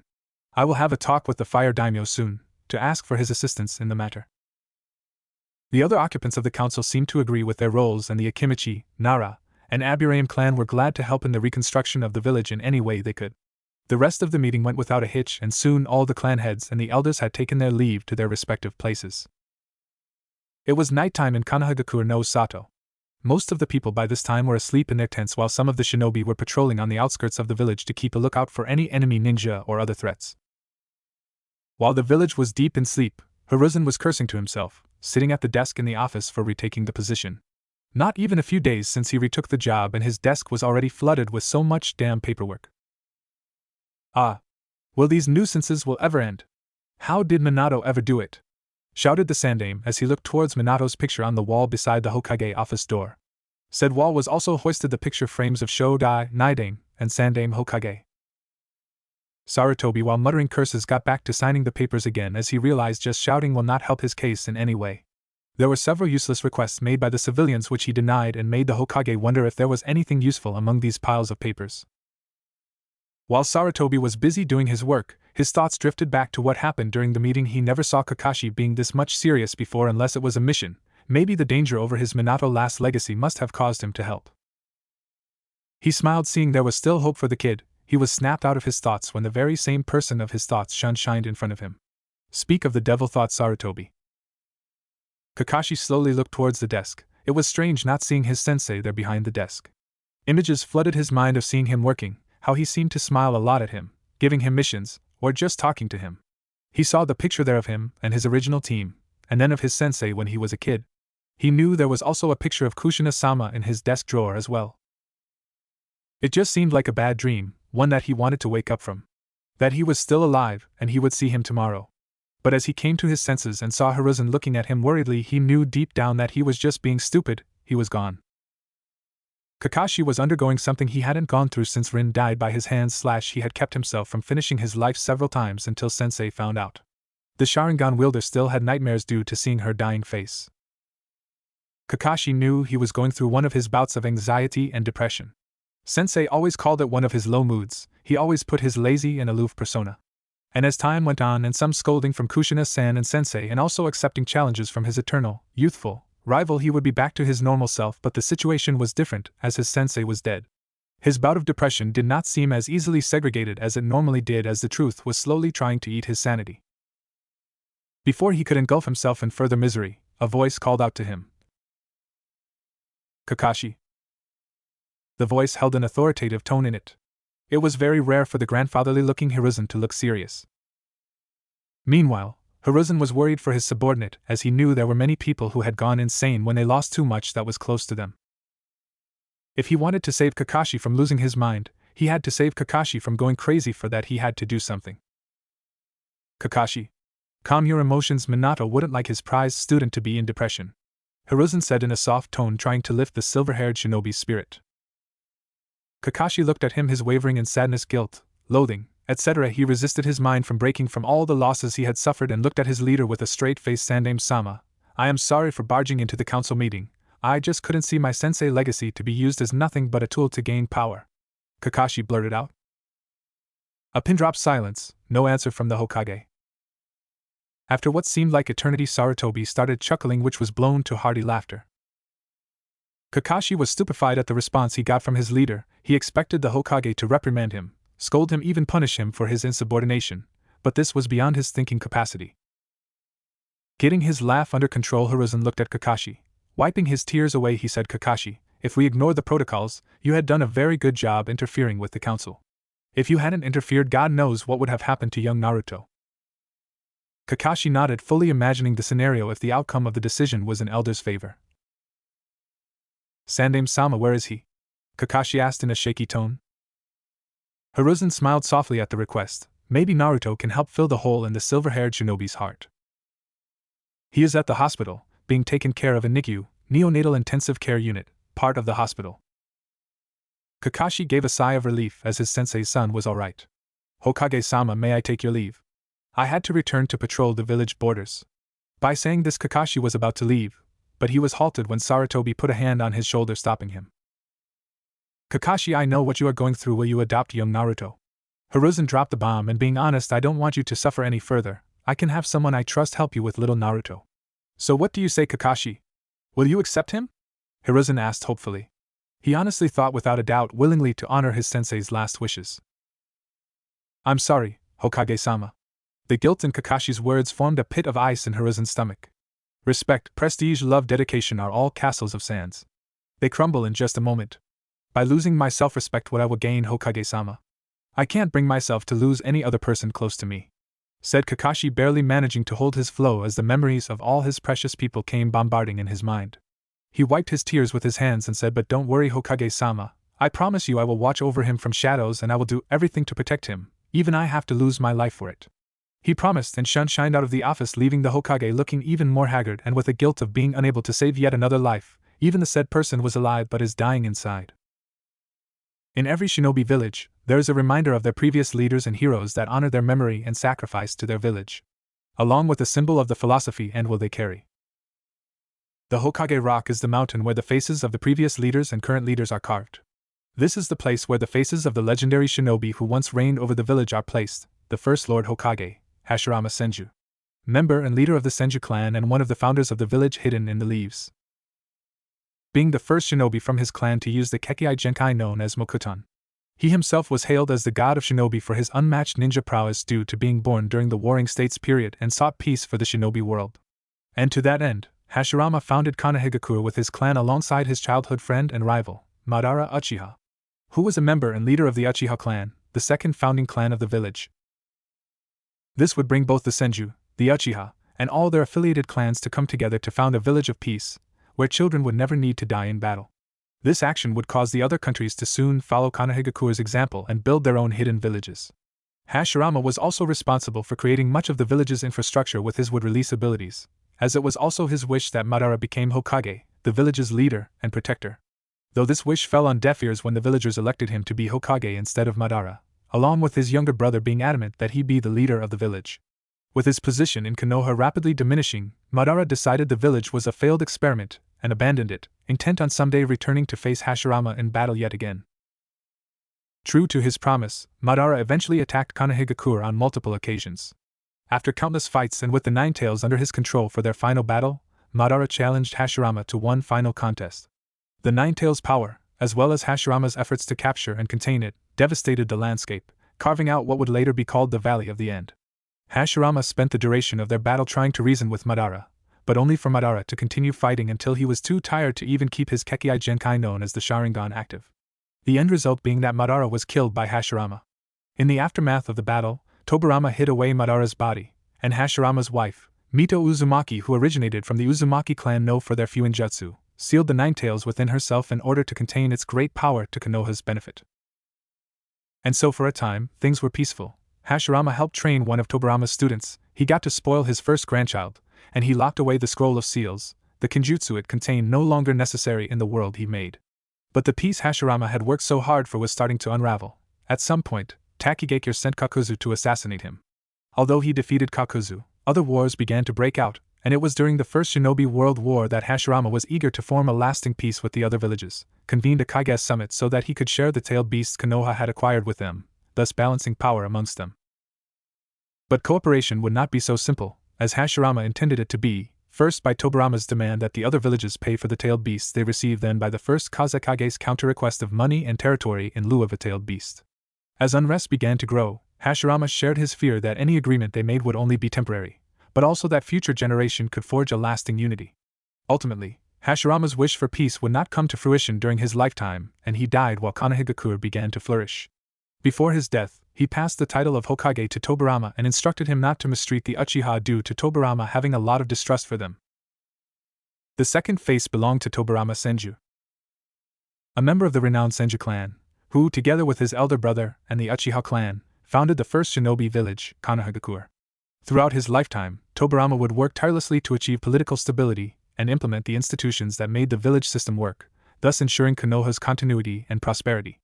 After his brother's death, he would earn the title of Second Lord Hokage. Tobirama's role as Hokage included helping Konoha's shinobi transition from valuing their clan above all else to valuing the village and everyone in it. To this end, he created such institutions as the Academy, the Umbu, and the Chunin exams. While largely successful, enough that other villages also adopted the same organizations. The Uchiha resisted the loss of their autonomy. And so, being wary of the Uchiha because of his history with Madara, Tobirama created the Konoha military police force for the Uchiha to run, publicly as a sign of his trust but primarily so that the Uchiha could focus their energies into something beneficial. Like Hashirama before him, Tobirama tried to foster good relations with the other villages, as he planned an alliance between Konoha and Kumogakure, but during a formal ceremony, he and the second Raikage were attacked by the Gold and Silver brothers and left near death. So with this failure, Tobirama would later die in the First Shinobi World War after finding himself and his team surrounded by the Kinkaku force from Kumogakure, the same village he had tried to align Konoha with previously. With no way for all of them to escape, Tobirama volunteered to act as a decoy in place of one of his students who volunteered. And as he departed, he passed the title of Hokage on to his student Hiruzen, before being killed by Kinkaku. The third face on the monument belongs to his successor, Hiruzen Sarutobi, the Lord Third Hokage, member and former leader of the Sarutobi clan. Hiruzen was part of the first generation of ninja produced by Konoha, and he, Hamura Mitokado, and Koharu Yutane were placed under the tutelage of Tobirama Senju. Hiruzen early on displayed prodigious talent in the ninja arts, earning him additional training from Hashirama Senju, the first Hokage. This would benefit Hiruzen into becoming a powerful ninja, being hailed as another god of shinobi while also being renowned as the professor. This title was earned due to his unprecedented versatility in ninjutsu, having mastered all skill sets and combat forms of shinobi. Though he was only ever directly the teacher of the Sannin, generations of Konoha shinobi benefited from his wisdom. During his rule as Hokage, Hiruzen led Konoha's forces through the rest of the First, Second, and Third Shinobi World Wars, only to step down after the Third War ended, and pass the title on to a much younger successor of his choosing. The fourth and last face was of Minato Namikaze, the Lord Fourth Hokage. Minato was a natural prodigy as a ninja, the likes of which appear only once in a generation. When he was added to a genin team under the leadership of Jiraiya, the man took a special interest in Minato and took him on as his apprentice, teaching him many of his own signature abilities. Over time, Minato would also become well versed in Fuinjutsu due to his wife and master's teachings, alongside being very proficient in the nature transformations of fire, wind, lightning, along with yin and yang release. And later on in his career, after proving himself an accomplished and responsible ninja, Minato was placed in charge of his own team.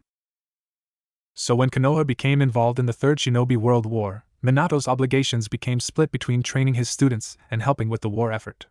During a mission into Kusugakure to destroy the Kanobi Bridge, where his attention was needed at the front lines, Minato met up with the surviving and outnumbered Konoha ninja and single-handedly wiped out the opposing force of 1,000 ninja from Iwagakure through the use of an S-rank technique called the Flying Thunder God Jutsu, for which he gained mastery and versatility over its creator, the second Hokage. This convinced the third Tsuchikuge to accept a peace treaty, while earning Minato a flee-on-sight order that was given to enemy shinobi should they encounter him during the rest of war, and so forth. This would not be the last of his great feats, as Minato would also encounter A of Kumogakure a number of times before the war had ended. During their first meeting, Minato and A fought with their speed, with Minato proving the faster. These actions and turn of events performed by Minato had gotten him labeled as one of the most powerful shinobi in history, considered by many as unmatched by anyone else, as he became renowned all over the world for his speed, leading him to be dubbed as Konoha's Yellow Flash. For his performance during the war, Minato was chosen over Orochimaru by Hiruzen to become fourth Hokage. As he was also the youngest to hold the title at the age of 22, he was beloved by his village straight from the start of his reign as Hokage. Though sadly, Minato's reign as Hokage came to an end at the age of 24, when he died with his wife Kushina Uzumaki. He also was a former Jonin and Umbu captain of Konoha, along with mastery over Fuinjutsu, as they both sacrificed themselves to seal away the Nine-Tails into their newborn son Naruto Uzumaki, making him the third Jinchuriki of the Nine-Tailed Demon Fox, as Kushina was former and second. They both left behind their child in the world, but with much hope to those that will pick up the pieces where they won't be able to, even though the world was now on the verge of a great shift.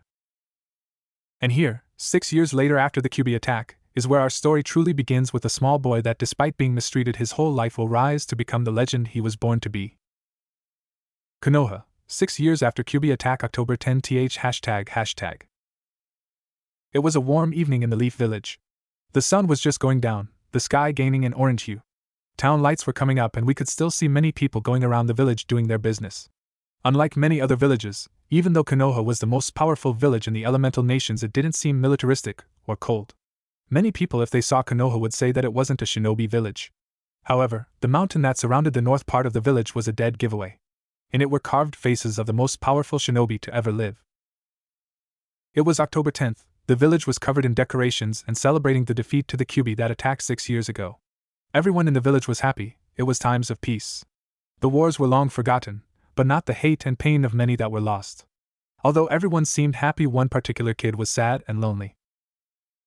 Uzumaki Naruto was an orphan of the Kyuubi attack. He was about 131 centimeters, 4 feet 3 inches, and had spiky blonde hair, violet eyes, and he had 3 whiskers marks, a birthmark.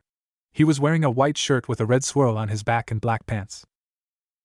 Despite being what appeared to be a normal child, Naruto was hated and despised by most of the village. He was a painful reminder of the Kyuubi attack. The stores kicked him out or sold him rotten merchandise or charged thrice the price. Even in the orphanage, he was treated the same. Ever since he learned to walk on his own, the matron of the orphanage started treating him like trash. He once tried to play with the children of his age, and even when he managed to talk to them, they sneered at him and told him, in no uncertain words, that a monster like him was not welcome in their group. After that, he never tried to approach them, so he had all the time for himself. So by the age of 4, he invested most of his free time in reading books that he borrowed from the orphanage library, because the matron would always refuse and tell that demons don't need any kind of knowledge. She was also not going to teach Naruto how to read and write, but a threat from Hokage made it clear: either teach him or lose your head, so begrudgingly she had to teach him. With a drive to achieve something, even if it was some basic knowledge, he gave his 100% in perfecting whatever task he took. Naruto loved to read books because they never refused him. In short words, books were his only best friend. Due to this, he developed an ability to remember and recall anything he saw or heard. He abused the ability shamelessly. Developing a photographic memory was awesome. He read about everything related to being a ninja. Walking on walls and spitting fireball from the mouth got him interested. For that, he would secretly sneak out of the orphanage at midnight into the deep forest surrounding the orphanage to train. He trained in every exercise he could find. He trained in Kunai Jutsu and Shuriken Jutsu, weapons he found sneaking into practice grounds and collecting them. By any means, he was no master in the skill, but through practice and many failures, he was able to throw all bullseye. He usually stored all of his collected weapons, which consisted of some shuriken, kunai, and some used ninja wire in the seal drawn on his wrist. Why wrist? When reading some stolen/borrowed books, he came across a book on basic sealing. To his surprise, the art of sealing came very naturally to him. He started practicing calligraphy and making basic storage scrolls. Just in 1 month, he was on level 1 of sealing, not that he knew. But much to his disappointment, it was the only book available on seals. After finishing his study on sealing, he started to feel some weird things that made him able to detect and sense people and their emotions around him. It felt so weird to him, so he decided to keep this a secret from everyone. He found a very interesting fact about himself, that he recovered quickly from the physical exhaustion, and wear and tear on his muscles healed really fast. He recalled the memory when he first discovered this ability. He was sitting at the base of a tree in a park staring at the kids playing with a sad frown on his face. While playing, some random kid kicked the ball too hard that it came towards the whiskered blonde. When Naruto picked the ball and tried to have some conversation with them and perhaps make some new friends, much to his joy they agreed and played with him. But this was not acceptable by their parents, that the demon was trying to corrupt and hurt their children. They originally wanted to distance their children from the brat, but when they got near the boy, something inside them snapped and they cornered him after some time and gave him a severe beating, yelling and cursing him. After that day he never approached any kid fearing for another beating. For a better understanding of his ability, he also read various books on human psychology and human nature. There were also books present on how to control your emotions and many more. And after reading the books, he came to the conclusion that the greater things you expect from people, the greater disappointment you will get. After that, Naruto stopped seeking attention from the people, as he believed if people acknowledged his existence, then he will find happiness in life. But his treatment made him realize that key to happiness was a reduction of desires. He made this realization his life motto, that happiness is a state of mind that has nothing to do with the external world. He even found an interesting storybook on someone named Tales of the Sage of Six Paths. It interested him that the sage was the strongest man to ever live. But much to his disappointment, he was considered a myth. He didn't dwell any further. On his 3rd birthday, he noticed an old man wearing a weird hat visiting the orphanage several times. Later he found that the old man was the leader of the village. He had read everything about the Hokage, how he was the strongest Hokage of his time, but Naruto was a bit skeptical about the man. How could an old man be the strongest person of his time? When one look at him made him think that any time the old man will start having some back problems. But it did not.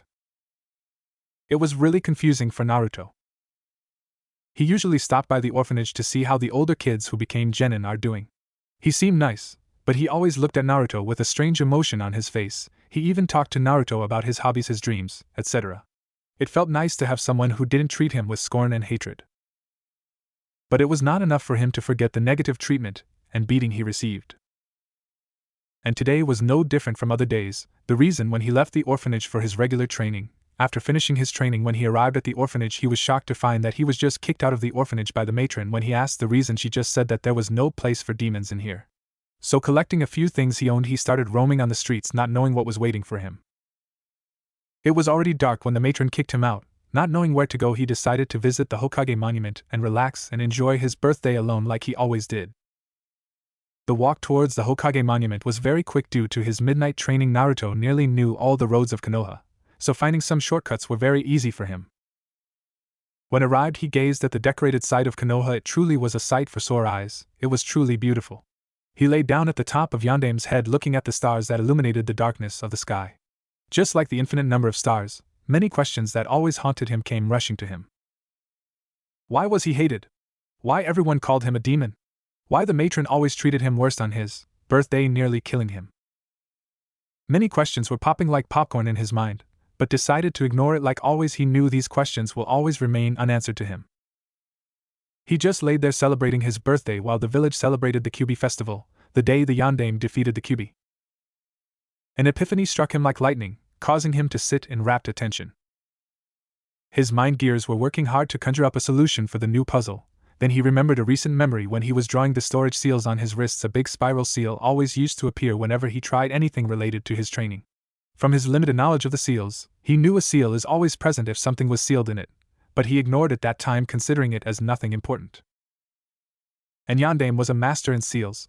He gulped, fearing the conclusion. What if Yandame did not kill Kyuubi? Instead he sealed it away in something or someone, rather than me. Then the puzzle became clear to him. people beating him, calling him names. The blonde was nearly having a panic attack but took a deep breath and calmed his nerves that were going haywire due to his nervousness. He sat in a meditative posture and tried to breach his mental barriers and enter his subconscious part of his mind, not that he knew what he was doing. He sat there still, not showing any movements. Even the cold breeze that assaulted his face did not manage to get even a single twitch of fingers. For a full 30 minutes he sat there. When he felt a pull on his mind, knowing what it would be, he did not resist the pull. Naruto opened his eyes to find himself in a dark corridor with small pathways and numerous pipes that ran above the ceiling, dimly lighted torches on the wall standing in ankle-length water that seemed like a sewer. Naruto narrowed his eyes in confusion. Is this where Kyuubi lives? He looked at the 3 pipes above him from where 3 different types of water dripped. Light silver, red and black. He closed his eyes as if finding something, a few seconds of concentration, and he sensed many types of emotions from the 3 forms of liquids. The silver felt calm and soothing, it was full of life. The black liquid radiated sadness and hatred. Naruto shuddered at the feeling when he focused all his senses on the red liquid. He suddenly froze as his all senses were going haywire. It was telling him to turn back and run, never to return here again. But he ignored the feeling. The red liquid reeked malicious hatred at a much greater level than the black one. It was filled with an unending amount of hatred and madness. Naruto opened his eyes and then he noticed that he was sweating bullets. He felt nervousness possess him like a ghost. He forced his eyes open, contemplating whether to continue on this path. But Uzumaki genes in him decided to take over, and he steeled his resolve. He was not afraid of any Kyuubi. Just as he finished his thought process, the ankle-length water rippled and parted away, giving him way as if impressed by his decision. Naruto was dumbfounded at the sight in front of him. Not want to stop in the place, he started to follow the red liquid-filled pipe. The red pipe parted away from the other liquid-filled pipes into the direction of the darkened passageways. It was eerily quiet, the only noise coming from the irritating drop of water from the pipe in the room. The water below him still parted away. With every step he took, he could feel the malicious aura that he felt from the red liquid, increasing rapidly. He kept walking for a few minutes when he came across a giant metal gateway that looked like a cage door. His eyes landed on a paper which said seal. Darkness permeated behind the cage like some sort of black hole. It stretched on for what Blonde could only assume was miles. Naruto kept staring at the darkness of the cage, waiting for something to happen or waiting for Kyuubi his eyes to open. Based on what Naruto had read, Kyuubi is considered a demon who destroys no matter what came in its path. A mindless beast that loves to cause chaos and destruction. But Naruto had read these from the story that the matron used to read to some children like a bedtime story. He did not believe in the existence of the Sage of Six Paths, so why should he believe this? A growl sounded from the cage, sending a breath of hot air on Naruto's face. He tried to remain calm, trying to avoid the previous nervousness coming in full throttle, and that feeling doubled when 2 large red orbs flew open from behind the gargantuan metal gates, making him stumble back in shock. He could see as something parted and sharp-toothed objects seemed to grin at him menacingly. The blonde's eyes widened, but he stood his ground. His eyes picked up an enormous silhouette descending toward him. Every part of his body screamed for him to run, but his 6-year-old curiosity got the best of him. The descending figure stopped moving, and Naruto was greeted with the sight of 2 slit crimson-red eyes which bored at him like a significant ant, making him freeze slightly before he was hit by an intense aura of malice that whatever monstrosity behind the gate radiated. A large clawed hand slammed against the metal bars of the gate, the claws mere inches away from Naruto's chest as he stood there stiff as rock. The claws slowly returned into the darkness of the cage. Now Naruto had a good look at what was behind them. The Kyuubi had orange, silky-looking fur, with black markings around his eyes connected to his rabbit-like ears. His upper body was humanoid along with his hands. The lower body lusts like a fox, long swaying 9 tails in the back. The tails itself represented fire. Finally my host graces me with his presence. The enormous construct huffed out as it stared dispassionately at its host with its red slit eyes. It moved its head closer to the bars, baring its terrifying fangs at the blonde, trying to intimidate the blonde. So you are the Kyuubi no Yoko?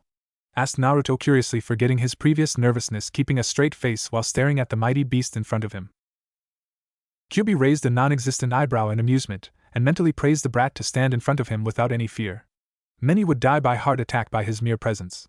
The brat sure had the balls to confront him directly without fainting in fear or run away from him. Yes, I am the greatest of all the Bijou, but that distasteful term is only a reference to my tales conjured by you foolish mortals. The humanoid-like fox bellowed loudly, glaring intensely at the blonde. What if he praised him, but it is not like he liked the puny child?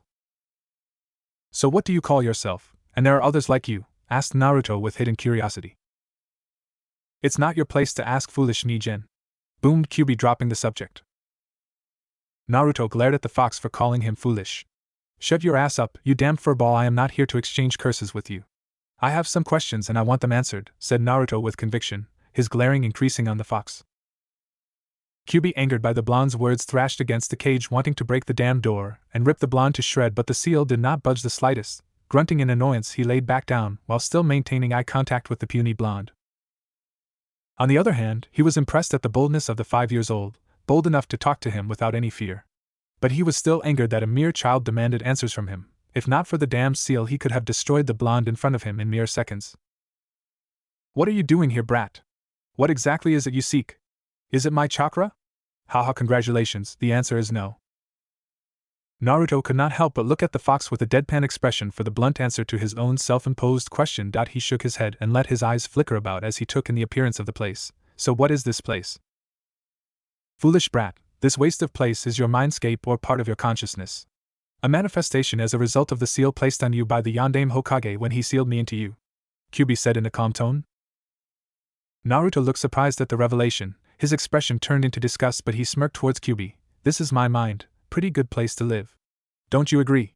Said Naruto sarcastically. Kyubi twitched at the sarcastic tone. But sewer, seriously, and what is this water? Continued Naruto, still maintaining his sarcastic tone. Kyubi was again surprised at the blonde. The brat had the galls to speak to him sarcastically. But he was not a 1,000-year-old sentient being for a name only. He decided to play the same game with the brat. Do you see any washroom for me in the cage? Asked Kyubi, getting a negative nod and confused gaze from the blonde. Kyubi smirked, a smirk that put the blonde on the edge for some reason. So you can guess what the water is, replied Kyubi with his smirk widening. Naruto was still confused at what Kyubi was applying. He looked towards the water that happened to be still no longer parted away, then at the Kyubi who was smirking at him. He thought furiously for some conclusion. For what seemed like hours of thinking, then he realized what Kyubi actually meant. He screamed in terror and started jumping, trying to get rid of the water. The fox could not control himself. He laughed, not a menacing laugh but a genuine one. Naruto, hearing the fox laughing, realized that damn fox duped me. He glared at the fox who was still laughing like hell. But seeing it was him that tried to mess with the fox in the first place, the fox lived up to his reputation as the master trickster. He too started laughing with the fox. Kyubi did not know from how long ago he had laughed so heartily, not ever since he peed in the pool where Hachibi was playing during their childhood. He stopped laughing when he heard another laugh from the other occupant of the mindscape. Oh, I forgot he is also here. He looked at the blonde, trying to figure him out. When the blonde confronted him, he was nervous, at most not even scared of the bijou. Hey, brat! Called out the fox, but did not get any response from the blonde who was still busy laughing. But Kyubi, never being one to have patience, just released a small amount of his killing intent, enough to make a jounin shit his pant. Naruto, however, was inexperienced in experiencing killing intent. Therefore his reaction was entirely predictable to the fox. Naruto instantly froze in his place, all thoughts of laughing fleeing his mind as he registered the new feeling. He slowly turned towards Kyubi, who was looking at him in amusement. What was that? Asked Naruto in a shaking voice.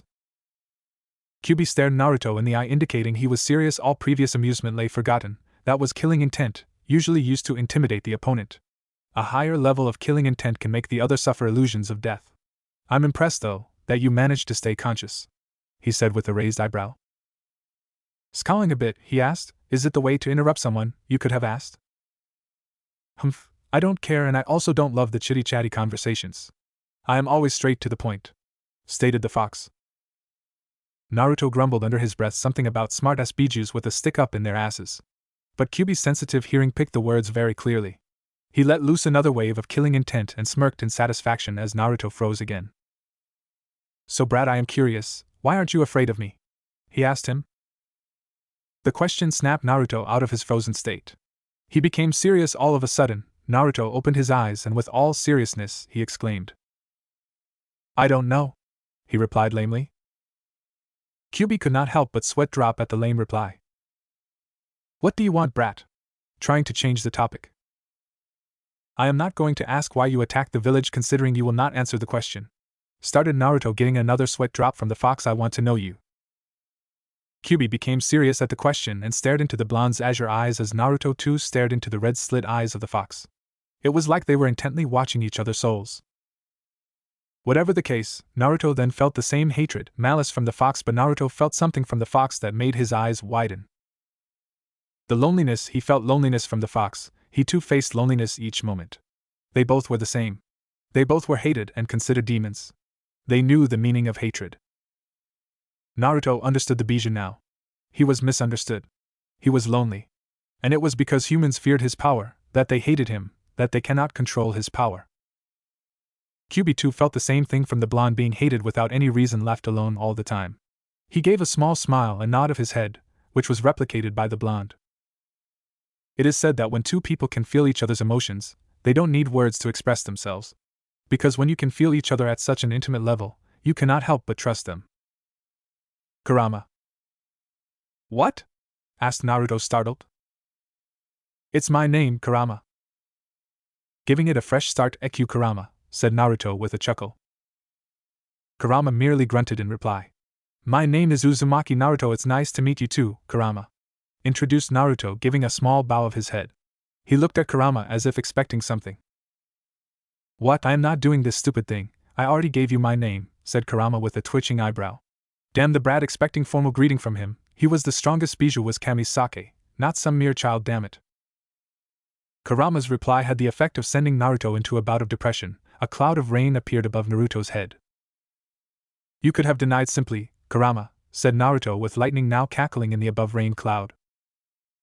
Why, all humans are a bunch of widows. Kurama could not help but think with a sweat drop. Yeah, definitely a bunch of widows, he concluded, as he watched the blonde's hair actually start to get wet from all the depressing rain above him.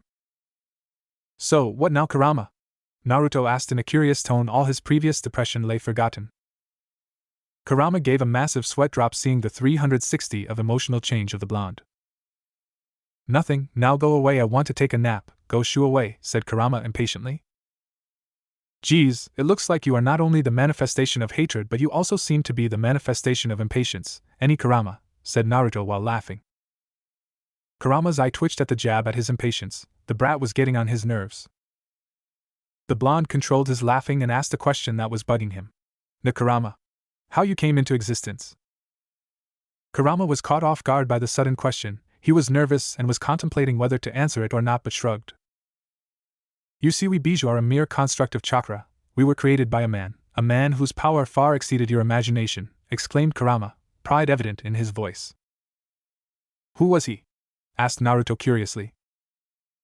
He was the first human to ever use chakra. He was like a father to us. He was known as the Sage of Six Paths. Naruto looked surprised at the fox. The Sage of Six Paths was real. I thought he was considered as a myth, exclaimed Naruto in wonder. Kurama snorted at the exclamation. Pathetic human thinking. Humans are such feeble creatures. Kurama glared at the blonde, stopping any type of retort from him. Humans are narrow-minded creatures. They even made a great man like the Sage of Six Paths into nothing but a myth, a legend. Pathetic, continued Kurama, with his anger increasing with every word spoken.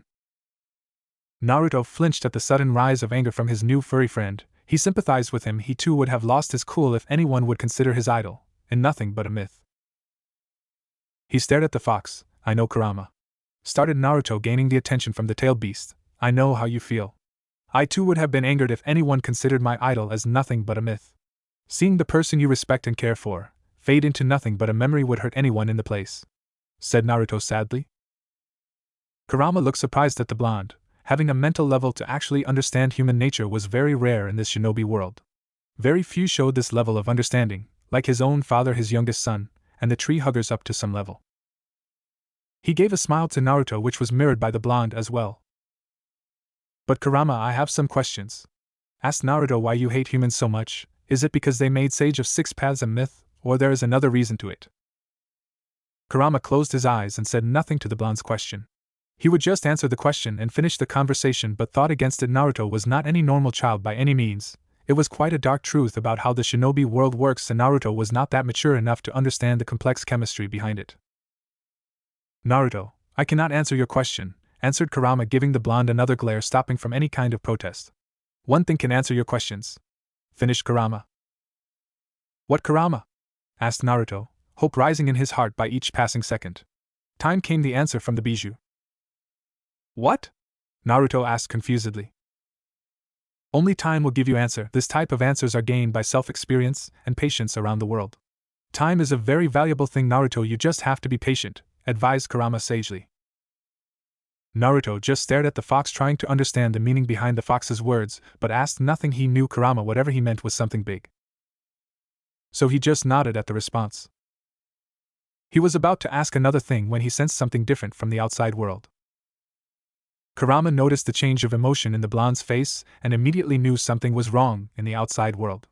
He just gave a nod to the blonde's unasked question. Without wasting any time, Naruto exited his mindscape, but before exiting the mindscape he saw some glimpse of emotion flash in Kurama's eyes.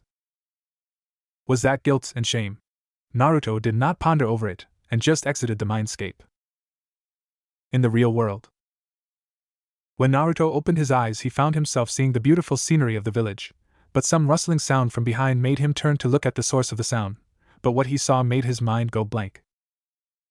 There he saw many civilians coming towards him with makeshift weapons in their hands. Many held maniacal grins on their faces as if they had gone insane. Many shouted, "Today is the day you die, monster. We will finish what Yondaime started. We will avenge our family." Fear gripped his heart. Taking a deep breath, he calmed down his nerves as he knew a disturbed mind cannot give him a required solution to escape. If he wanted to lose the mob, he had to outwit them. He smirked as a plan started to form in his mind. He suddenly turned and started running towards the end of the monument. The mob were startled at the sudden reaction, but their surprise soon overcame with rage as their dumb brain thought that the QB brat was going to attempt suicide, so they also started to run after in hopes of catching him before jumping. Being aware that the mob was following him, Naruto increased his speed twofold and jumped down with a start, opening his arms to twirl himself in midair while the mob halted on the edge, completely dumbfounded at the actions of the brat. Naruto unsealed the kunai in his hand and embedded it in the rocky surface to slow down his freefall. Naruto's hair flailed around the air, passing through them when the kunai snapped in half from the force it was experiencing. He took out another in both of his hands and embedded them in the rock at the same with all the force he could muster. It worked. His speed slowed down, and he buried them into the rock right to the hilt to get blocked by a small boulder and halt his motion momentarily. He placed his saws on the rocky surface for a quick breath. He glanced down and saw some staircase alongside the mountain and grinned. He jumped, applying all his energy to his feet for a free fall, and landed on the stair platform with a crouch. He gave a grunt of pain as he felt his bone crack under the landing pressure, but he felt it immediately mending to its original state. He was surprised at the speed rate of his healing. Maybe meeting the fox boosted my healing power, he concluded. He thought to ask the fox question about his parents' identity, or maybe the reason Yondaime sealed Kurama in him. A furball, he mentally called out to the fox. No answer. Baka again, no answer. Naruto got a little worried about his companion. To calm his mind, he concentrated for a few minutes and saw himself standing in his mindscape. When he arrived at the prison that kept the QB from escaping. But the sight in front of him made to smack his face in annoyance. The fur ball was out like daylight, snoring so loudly that made his feet vibrate. What type of snoring is this? Does he carry a vibrator in his nose? He thought in irritation. Leaving the fox to his peaceful sleep, he came back to the real world, but now he was in a dilemma as he had nowhere to go, as he couldn't return to the orphanage, and he was also hungry, as the fatigue finally caught up to him. He then heard the sky thunder with lightning as the rain started to pour. He ran down from the staircase to take shelter somewhere. Naruto ran until he reached the other part of the village. His run became a slow walk. It was raining and cold, but the boy was too tired to really care. The street he was walking was empty when his sensitive ears picked up some faint scream which probably belonged to a girl. Without any further ado, he rushed in the direction of the scream. Nearly 10 minutes of his sprint, he came across an abandoned building. Entering the building with his secret ability, he tried to sense whether someone was there or not. He sensed 4 people in the building. Out of the 3 were powerful than the 4th one. He further tried to sense what exactly they were feeling, but what he sensed made him angry. Desperation, defeat, greediness, helplessness, and there was also some other feeling he could not understand. Coming to a conclusion that something bad was happening, and he bolted inside the building. He came across the last room of the building, and his keen hearing picked up some laughing and muffled crying coming from the room. He slowly opened the door and peeked through the gap. He saw a girl lying on the floor who appeared a little older than him, half naked, and a gag covering her mouth which muffled her crying, as she wriggled desperately trying to get free from the binding of her hands while the other 3 occupants were taking their clothes off. The scene in front of him didn't seem right, and he was contemplating whether to engage the three men or run from there, leaving the girl to her demise. But a voice boomed in his head, stopping every plan of running. Naruto kills them, they don't deserve to live. Kill them! Kurama yelled in fury. Naruto flinched at the amount of rage Kurama's voice contained. Whatever caused the fox to get this much angry, then the scene in front of him should be definitely a bad thing. Why? Kurama, what happened? He couldn't help but ask the question to the fox. They are the real monsters of society. The thing in front of you has destroyed many women's lives. I don't have any sympathy for them, but this thing happened in front of me when I was younger. So without any further questions, go and kill them. Kurama explained, barely hiding his cold fury that appeared in his eyes. Naruto didn't waste any time. Unsealing two kunais from his wrist, holding them in both hands, he kicked open the door and dashed with all his speed he could muster. The sudden entrance startled the occupants of the room, but they instantly came to their senses, and one of them stood in front of the door to deal with the menace that disturbed their happy time. The said menace saw the man stand in front of him to block his path. Not minding the hindrance, Naruto increased his speed, and due to his small size, he easily skidded through the gap of the man's leg, leaving him dumbfounded, not expecting the move from the child. As Naruto neared the other two captors, his senses screamed him to move away from the path. Trusting his instincts, he ducked and rolled to dodge a volley of shurikens that could have taken his life. He jumped on his legs and threw the kunai he was holding at one of the men, and saw one of them howled in pain when the two kunai got embedded in the back of his left thigh. Naruto was about to unseal some more weapons when he felt someone kick him from behind. He grunted in pain as he fell down by the impact of the kick. The girl's eyes gained a light of hope. Someone was going to save her, but whatever hope she got was crushed as her savior was brought down by her captors. Naruto felt lifted up by the scruff of his neck, and he heard a chuckle come from the man that he previously dodged. Look what we have here. It is surely a lucky day for us. What do you say, boys? Said the person in front of him. Yeah. We got a girl to ride and a demon to finish. Now we will be called heroes for finally getting rid of the pest. Boy, the brat surely did a number on you, said the second person mockingly to the other man behind him that was impacted by the kunai shots. Shut up. Whatever happens, I want the demon for myself. I will take my pleasure to kill him, barked the wounded man, trying to recover his pride. Now don't get this much hyped up. The brat surely wanted to be a hero, but first things first, we will take care of the girl first, make the demon watch in helplessness, said the third man, trying to calm his friends and then finish him off. Was said with a maniacal grin coming on his face. What if we get caught, boss? Asked the second person skeptically. It's simple, we will have our fun with her and finish her off as we did with others before, but this time we will blame the demon brat over here, and we will get a prize for busting his supposed crime, said the first person, who laughed as he imagined getting promoted to jounin by the council itself. What if someone pointed out about the fact of his small age? No one will believe us, boss, asked the third person in fear of getting caught. Don't worry about that. The council will take care of it, assured the so-called boss of the motley crew. While the three men were conversing, Naruto conversed with his tenant asking for help, but the fox refused because the fox could only share his chakra when Naruto was in a near-death-like situation or in some emotional turmoil. And second, an important reason was that due to the seal, the fox was also limited to the amount of power he could give. Naruto was snapped out of his thoughts when he felt his hands being held by two men. He thrashed around trying to get himself free, but sadly the hold on his hands was stronger than his efforts. He watched in helplessness as the other man approached the girl with a sick grin on his face. Naruto could only watch at the girl, who was bawling her eyes out and tried to crawl away from the man approaching her. The girl made eye contact with the struggling boy who previously tried to save her. He too looked into her eyes. The girl caught his eyes, relaying a message of not being able to help her. She gave him a weak smile in return. Naruto was shocked as the girl gave him a smile as if she was accepting her fate. No, this was not happening. He can't let this happen. But what could he do? He was powerless, helpless. He closed his eyes and tried to contact the Bijou for help, but for some strange reason Kurama was silent, not a single word from him. With various questions popping inside Naruto's mind, something else was happening with him. The rain outside took a form of a raging storm. The rain came down heavy and thunders amassed in the sky. Lightning enveloped the skies and struck some places in the villages. Time seemed to slow down for the occupants in the room. Purple bolts of lightning came from his eyes, which then spread throughout his body and electroized the men holding him to death. Leaving two burned corpses behind, Naruto moved faster than he can imagine and grabbed the man's hand, and with all his energy, and yanked his arm out. The man stumbled behind with blood gushing out of his now visible stump. His final vision before darkness swallowed him was two sparkling purple eyes looking at him blankly.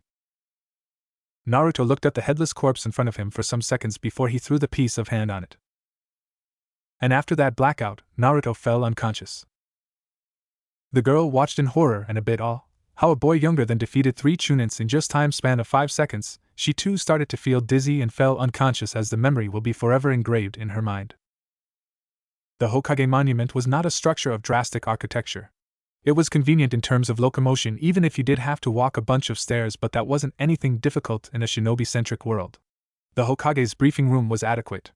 Outside the average-size room was the desk of the Hokage's secretary. The room itself consisted of a couch, a couple of chairs, and a desk. A bookcase filled with scrolls of variety. On the wall were portraits of all the previous shinobi who held the prestigious title, in order. Men who defined fortitude and gallantry in fine terms. Each of them having sacrificed ample, to ensure and to keep the will of fire from burning out. The current occupant of the meticulous position was stretching his old and fossil legs. If there was one thing he hated in his job, even more than diplomacy, it was the accursed paperwork. Or rather, the infamous Hokage's curse. He didn't know how his predecessors and his successor had dealt with this bullshit.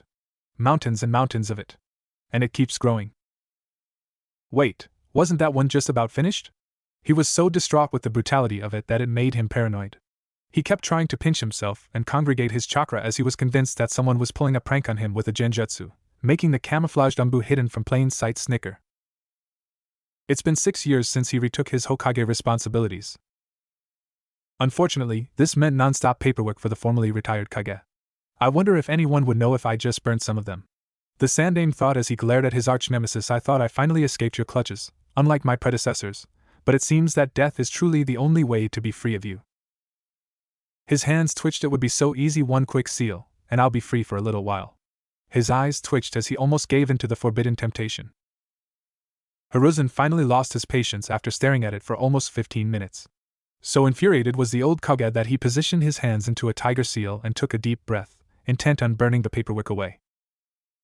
He was 1 second from setting the paperwork on fire when he sensed it. A small spike of chakra. It was so faint, the chakra spike was so small that only professional sensors would feel it. What was that chakra burst? It felt like it was released from anger and desperation, he thought. He flicked his finger and a tiger-masked Umbu appeared before his leader. Hokage-sama, called out the Umbu in rapt attention. Tora, take a team with you and go investigate where the chakra burst came from. Accepting the order, Tora left the office not a second later. Hiruzen took out his pipe. He wanted to make the head and tail of the situation. For the past few years, things were not normal in the village. The Kyuubi attack already crippled the village's power by 40%. All available shinobi were doing missions overtime in order to show the other villages that even after the attack they had not lost their position as the strongest village in the elemental nation. 2 years ago, when Kumogakure and Konohagakure were at the Cold War. In an attempt to put an end to the fighting, they agreed a peace treaty be signed on the date which coincided with the Hyuga heiress's 3rd birthday. The treaty was soon revealed to might be nothing more than a cover when the person who was the head ninja of Kumogakure at the time, who was in Konoha to sign the treaty, attempted to kidnap the heiress in order to obtain the Byakugan and its secrets. The shinobi was killed in his attempt by Hinata's father, Hayashi Hyuga. The urgency of the situation led to every Konoha Umbu being dispatched out of the village on a single mission, leading to the village's key ninja being on standby in case fighting broke out. Kumogakure denied all the accusations of the kidnapping and demanded the body of Hayashi as compensation for the death of their head ninja as per the stipulations of the treaty. Hizashi Hyuga decided to go in his brother's place as they were twins and Kumogakure would not be able to tell the difference. This had another advantage. Besides saving the life of the head of the clan, Hizashi's curse seal would seal his Byakugan upon his death, safeguarding its secrets. Despite Hayashi's protests and their father's behest, Hizashi chose on his own to do this, not only for the clan and village but for his brother. And another incident being his own wayward student going rogue. That was another of his mistakes he considered. 7 months ago he started to get several reports of many civilians and shinobi going missing when he set an investigation on the incident to find the reason behind the people's disappearance. What he found was shocking for him. He never expected that the reason behind people's disappearance was none other than his own prodigious student, Orochimaru. He knew Orochimaru was ambitious and a little bit unstable. Hiruzen did not expect him to be this unstable. While Orochimaru's ambitions did include becoming the 4th Hokage, he intended to use the title for his own agenda. Hiruzen knew the potential evil his former pupil had in him. He hoped to stir Orochimaru from the path before slowly realizing that he was beyond anyone's help. When Hiruzen finally named Minato Namikaze as his successor, Orochimaru delved more into darkness.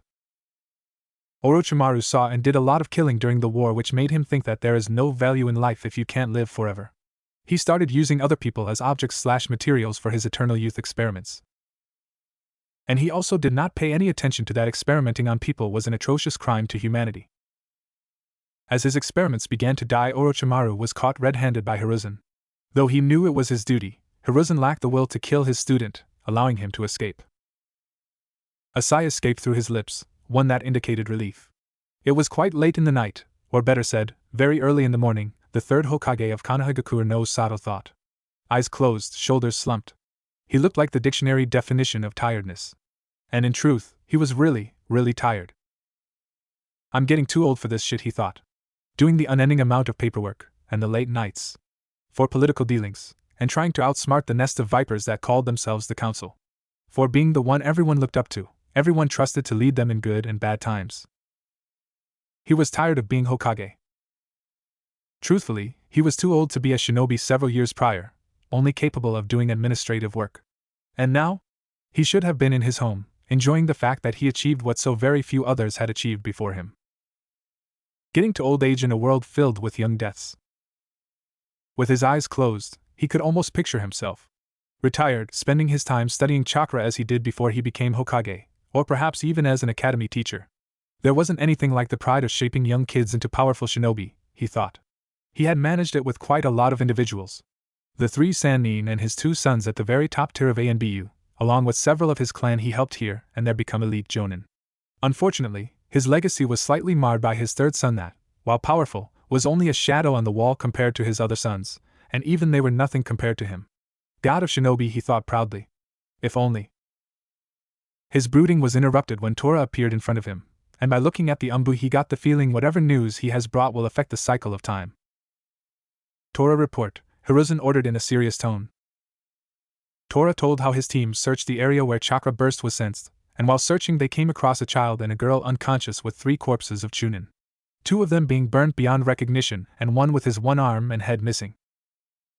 That's shocking, Tora, and who are the children? Hiruzen asked in worry. 2 children found unconscious with 3 dead shinobi was truly unsettling.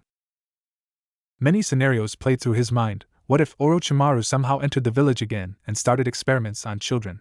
What if these shinobi were child smugglers? What if they were psychopaths who killed children for fun? Hiruzen rubbed his head trying to soothe his mind as these worrisome questions assaulted his brain. Who are these children? He asked, an uneasy feeling gripping his heart. The girl is the daughter of a ramen chef, and another boy is the Umbu hesitated to say the name. He knew the boy had that guilt impact on his leader. Hiruzen noticed the hesitation and his uneasy got stronger than ever. Tell me the name of the boy, Tora, said Hiruzen with finality in his tone, leaving no spot for hesitation. Uzumaki Naruto. That name did something to Sarutobi as his body went rigid and an unimaginable amount of guilt bubbled in his heart. He remembered the promise he made to Kushina how he would take care of his child, but now he broke his promise to her. He still could not forget the satisfied look she had when she was told that her child was going to be okay. He was going to be safe. But that image was what haunted him, which gave him many sleepless nights. The combination of all the negative emotions and unending guilt made him hyperventilate. He stumbled for a moment. But once a great man said that there is no problem without a solution. If you get any problem without a solution, ask your past, it will show answer for you. Maybe it was some miracle as the images of his past mistakes flooded his mind and that made him come to a final solution. He had enough of everyone seeing him as nothing but a powerless old man who should have retired, but increasing age also increases the amount of wisdom. One decision can alter one's destiny, it can transform the future, but decisions are derived out of human perspective, and altering your perspective is a Herculean task. The thoughts a human has been harboring all his life influence him. Tora the Umbu straightened up, sensing the sudden change in the voice of his leader. Get those 2 children to hospitals and make sure that they get the treatment accordingly, and also call Inoichi at the hospital, ordered Hiruzen, specifically stressing the meaning behind his order. The Umbu was not dumb as he easily understood what the Hokage meant. He nodded and disappeared into the shadows. Line break. Hiruzen was looking at the hospital bed where Naruto was sleeping. His body appearance went through slight changes and Hiruzen had no idea how it happened. His hair appeared softer than his usual spiky, and the most astounding change was the disappearance of whiskers marks on his face. Hiruzen started to get worried. Did he release the chakra, or did Fox do something? That was the only thought that was going through his mind. For now, he had to wait for Naruto to wake up. He got out of the room and silently signaled the Anbu to stand guard. He went towards the other room thinking that the girl might shed some light on this new mystery, unaware of the arguments of two new friends taking place. Naruto's mindscape. Two sets of eyes were glaring at each other with fierce determination in their eyes, both being too stubborn to back down. "So Furball, why didn't you help me out there?" asked Naruto in rage. "Watch what you speak, brat. You were so clouded by your rage that I have to use every ounce of my concentration to stop my chakra to take over your body," yelled the Bijou, nearly snarling at the blonde. Naruto looked down ashamed as he knew Kurama was right. He did let his emotions make the judgment. Hey, don't get so much mopey on me. That face makes me want to puke." That light-hearted comment got a small smile on Naruto's face. "Don't get so much comfortable, Furball. It is my mind I will make you swallow your own puke," Naruto retorted, trying to rile up the Bijou, but only got a deadpan stare in return from the fox. Naruto laughed, nervously scratching his head, but he suddenly got serious. "Kurama, what happened actually? I don't remember anything that happened, do you know?" he asked. Kurama shook his head in a negative response. "I was busy controlling my chakra, so I didn't pay any attention to what happened outside." Naruto was worried for the unknown girl. He didn't know what had happened after he lost consciousness. His only memory was when he snapped, his mind went blank. But he did remember the feeling. It was like something else took control of his body. Maybe there was something else he has. Like some kind of dormant power. But speaking of the girl, hey Kurama, what was that actually? What were the three people trying to do? This question made Kurama's eyes go icy, like it was burning with cold fury. "I will not specifically give you the term, but always remember this: if you anywhere encounter this type of deed, you will slaughter the accused without any mercy. Got it? Man who attempts to force himself on any women should be burned alive." The conviction behind the statement lit a flame in young Naruto that would surely benefit the world. Unknowingly, Kurama's already had a deep impact on young Naruto's mind. Real world. Hiruzen went inside another hospital room. The girl was there with her father sitting beside her bed. When the father turned his head towards the new occupant of the room, he was shocked. The Hokage himself came here to meet his daughter. Hiruzen was also shocked. He knew this guy. Quickly recovering his composure, Hiruzen asked Tuchi, "How is she? What happened?" What happened? You are asking what happened? My daughter was kidnapped and nearly raped by some 3 lowly scums. And it is a good thing that they are dead." The effect of Tuchi's outburst could be clearly seen on Hokage's face. Hiruzen was shocked and angered by what he heard. Rape in his village was considered an offensive crime in his village, punishable by gruesome death. He inwardly growled in anger. Was this the consequence of his negligence towards his duties? He took a deep breath and looked at the girl sleeping peacefully on her bed. "Calm down, Tuchi. I will make sure she will be safe from now on," Hiruzen said. Tuchi bit his lower lip, as he knew his daughter was going to be safe, but she was never going to be the same girl she was before. "Hokage-sama, I have a request," Tuchi asked. Hiruzen was curious at what request the ramen chef had. He gave him a look to continue. Tuchi took a deep breath and asked, "Can I see the boy who saved my daughter's life?" Hiruzen was surprised at the request, but he was also nervous at how the ramen chef will react by coming to know that the boy was none other than the QB Jinchuriki. But at the end he smiled. "You can, Tuchi, but not now, as he is currently unconscious." Tuchi was disappointed that he couldn't meet the boy, but nonetheless smiled and nodded at Hiruzen. Hiruzen gave a sigh of relief. "Now that settles it. Hokage-sama, the boy is responding. Anytime he will be regaining his consciousness." Anbu came and informed the old Hokage. Hiruzen looked at Tuchi and gave him a he needed to go look.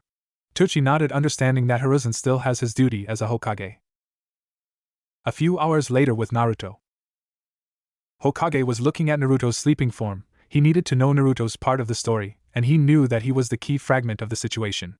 He didn't like this, but it had to be done. "Is it necessary, Hokage-sama?" Inoichi, the Yamanaka clan head, asked. You could have sensed the chakra burst before Inoichi. When the explosion happened, there was a minute amount of QB chakra, but it was very much lower than what we felt 12 years ago, as if it was covered by something else. But I am sure very few people felt it, and so I need to confirm if everything is okay or not," Hokage replied. The clan heads didn't bore any hatred towards the boy, but that didn't mean they liked him. "Very well, Hokage-sama." Saying that, Inoichi touched Naruto's head and he dived into his mind. Less than a second later, Inoichi let go of Naruto's head and looked surprised. "What happened?" inquired a very curious Hokage. "I don't know how, but I am unable to penetrate his mind. It seems that to be well guarded as something pushed me back," Inoichi answered. Hokage just shook his head. Now they were back to square one. A mental barrier. Maybe the seal not just only purifies QB chakra and add to its host, but also it protects Naruto from outer as well as inner influence, he thought, impressed. But what the hell actually happened out there? He groaned, still not having any information on how the incident happened. Guess he had to ask the girl or Naruto about it. Both of their attention was caught by a groaning sound. Naruto started to wake up slowly and his body was dead tired. "Damn. I feel like I have been struck by lightning. My head hurts like hell." Naruto was aching in pain. Somehow he finally regained senses of his muscles. He allowed himself to open his eyes. His vision could barely focus on anything and he deduced he was heavily sedated not long ago. He looked around trying to recognize the place he was in. He saw a set of white tiles which formed the ceiling. He looked to one side and could make out some kind of bags connected to his arm. He tried to sit up but immediately regretted it as a searing pain spiked in his body soon after. He felt nauseous from the smell of the linoleum floors, the obnoxiously white lights. There wasn't long sort out himself out before a voice interrupted him. "Naruto, how are you feeling? Are you okay?" Naruto looked at the person who had asked the question. He carefully observed the occupants of the rooms. A familiar white-bearded, wrinkled old man was in his presence. Many would recognize the old man as the leader of the village. He was admirable, stern, and confident. There was another man who looked in his mid-30s, was standing behind the Sandaime Hokage. The man had a long girl-like hair strapped in a ponytail, teal eyes, and a small smile on his face. "How are you feeling, Naruto?" Hokage asked in concern. "I feel like someone has zapped me with electricity or something." Hiruzen and Inoichi chuckled at the blunt response of Naruto. "What happened to that girl, old man?" asked Naruto in panic, as he remembered the previous incident. The Hokage stumped at the jab at his old age but eventually smiled at how worried Naruto was. It was very rare for young children to have a quality to put everyone above themselves. Normally people would develop compassion for others through experience some by a hard life, and that causes the people to be remembered as idols. But Naruto had these innate qualities by birth, a natural characteristic of a leader. "Naruto, calm down, don't worry about her, she is okay." The Hokage's assurance made Naruto calm down a bit. Seeing him calm down, Hiruzen asked the question that has plagued his mind for quite some time. "Naruto, do you know what happened out there? How did you find the girl?" Before Naruto could answer, Kurama decided to butt in. "Naruto, don't tell anyone about you have met me, yet," he said, and he could feel the blonde's questioning gaze on him. "If news got out that you have managed to talk to me on civil grounds, things might get worse for you." Naruto mentally nodded, understanding the serious meaning behind Kurama's words. Things were already bad for him, and he did not want to make it worse. "It happened when I was told by the matron to never to return to the orphanage. I started wandering around the village when I heard a small scream, and after finding the source I came across an abandoned building where 3 people were trying to do some nasty things to that girl. I did not know what that thing was, but I got a feeling that the thing happening was wrong, so I tried to save the girl, but the 3 men were stronger than me. I was unable to do anything after that. I suddenly lost consciousness, and here I am." Naruto told his made-up story, hiding half-truth in it. Hiruzen frowned at the explanation. The puzzle was still unclear to him. He was also angered at the mention of Naruto being kicked out of the orphanage. He was surely going to court-martial the matron for harming the property of the village. But there was much he could do. All the villagers seemed to hate Naruto for his condition. He wondered if there was some involvement from the council for the bad treatment of Naruto. He shook his head. He would think about it later, but for now, he had some errands to run. Smiling kindly at Naruto, he said, "Thank you, Naruto. Why don't you rest for a while? The doctor said you should find after a quick rest." Saying this, he turned to leave. Stopping by the door, Hiruzen called out, and Naruto, "Come to my office when you are discharged." With that said, he left the hospital room. Naruto looked at the place where Hokage previously was. Naruto felt a wave of tiredness wash over him, and he drifted off to sleep as the boy let his tiredness take control. Miraculously, Naruto was fully recovered by the next day. During his stay at the hospital, Naruto got to know more about Kurama. He was surprised that many people believed Kurama to be a ferocious beast who liked to kill. But in reality, The fox was as lazy as a sloth. How the hell could one sleep for most of his life? And he doubted no one in the world would be this lazy. Currently, Naruto was making his way towards the Hokage office, silently bypassing the sleeping secretary. He wondered, how can a person slack off on their duty? He knocked on the door and waited for a few minutes, and entered the office. When he entered, he came to a view of a Hokage shooting profanities at some piles of papers present on his desk. He cleared his throat to get the attention of the Hokage. The Hokage was caught off guard by the cough, trying to recover whatever pride he had left. "Ah, Naruto, you came," the lame reply of Hiruzen. He mentally smacked himself at his own stupidity. Naruto could not help but sweat drop at Hiruzen. He mentally thought that Hokage was bipolar or something. He heard a snort in his head but ignored it. "Why did you call me here, Hokage-sama?" Hiruzen got serious as he recalled the reason why he called the blonde at his office. "Naruto, you really don't remember anything that happened?" "No," came the reply, "but if listened closely you could hear a little irritation in it." Hiruzen also noticed it but ignored it. Normally he would have reprimanded the person for the tone, but Naruto was a small child. So he let it slide. "Enough of that incident. It looks like there is no place for you to stay?" Sarutobi asked, changing the topic. Naruto also noticed the change but ignored it. "I have readied an apartment for you. From now on you could stay there." By saying this, Hiruzen took out a key and a slip of paper from one of his drawers and gave it to the blonde. Naruto took the keys and the slip of paper, and before he left the office to visit his new home, Hiruzen called out, "And Naruto, I have appointed a teacher for you. Meet him at training ground 7 at 8 in the morning sharp." Naruto was surprised that he got a teacher for himself. Maybe him having Kurama in his gut was the reason. He was suspicious at the Hokage. Maybe there was another reason for it. He mentally shook his head, shoving his suspicion in the back of his mind. For now, he decided to just roll with it. Nodding in affirmation at Hokage, he left the office. He had an apartment to find. After Naruto left the office, Hiruzen recalled his previous meeting with the girl. After she had regained her consciousness, she had told him that Naruto was able to defeat and kill all the Chunins by some kind of purple-colored lightning within a time span of 5 seconds. Hiruzen began to mull his thoughts as multiple theories started to form in his mind. He knew that some people had stronger control over certain elements which made them nearly undefeatable, but that arrogance was what led to their downfall. But there were some exceptions, like his own sensei. Naidame Hokage was one of the prime examples. His control over the water was so much that he was capable to draw water molecules even in the heated atmosphere of the scorching desert. His ability was like a slap to Kiri shinobi who prided over their superior water affinity but paled in comparison to Tobirama. But unfortunately, people with this type of feature appeared once in 10 generations. But now it seems that Naruto had some kind of superior lightning affinity. For that only reason, he had chosen a mentor for Naruto, as he knew Naruto needed some kind of connection to the village, as his treatment made it impossible for him to have it, and considering his own past mistakes, he did not want to live on a hope that he will be able to form bonds on his own. His only thought before he delved into his pain-in-the-ass paperwork was, things are getting a little interesting. Naruto arrived at his allotted apartment, finding it was not a difficult task as it was only a few yards away from Hokage Tower. Placing the key in its keyhole, he twisted the key to the left after hearing a soft click indicating that the door was unlocked.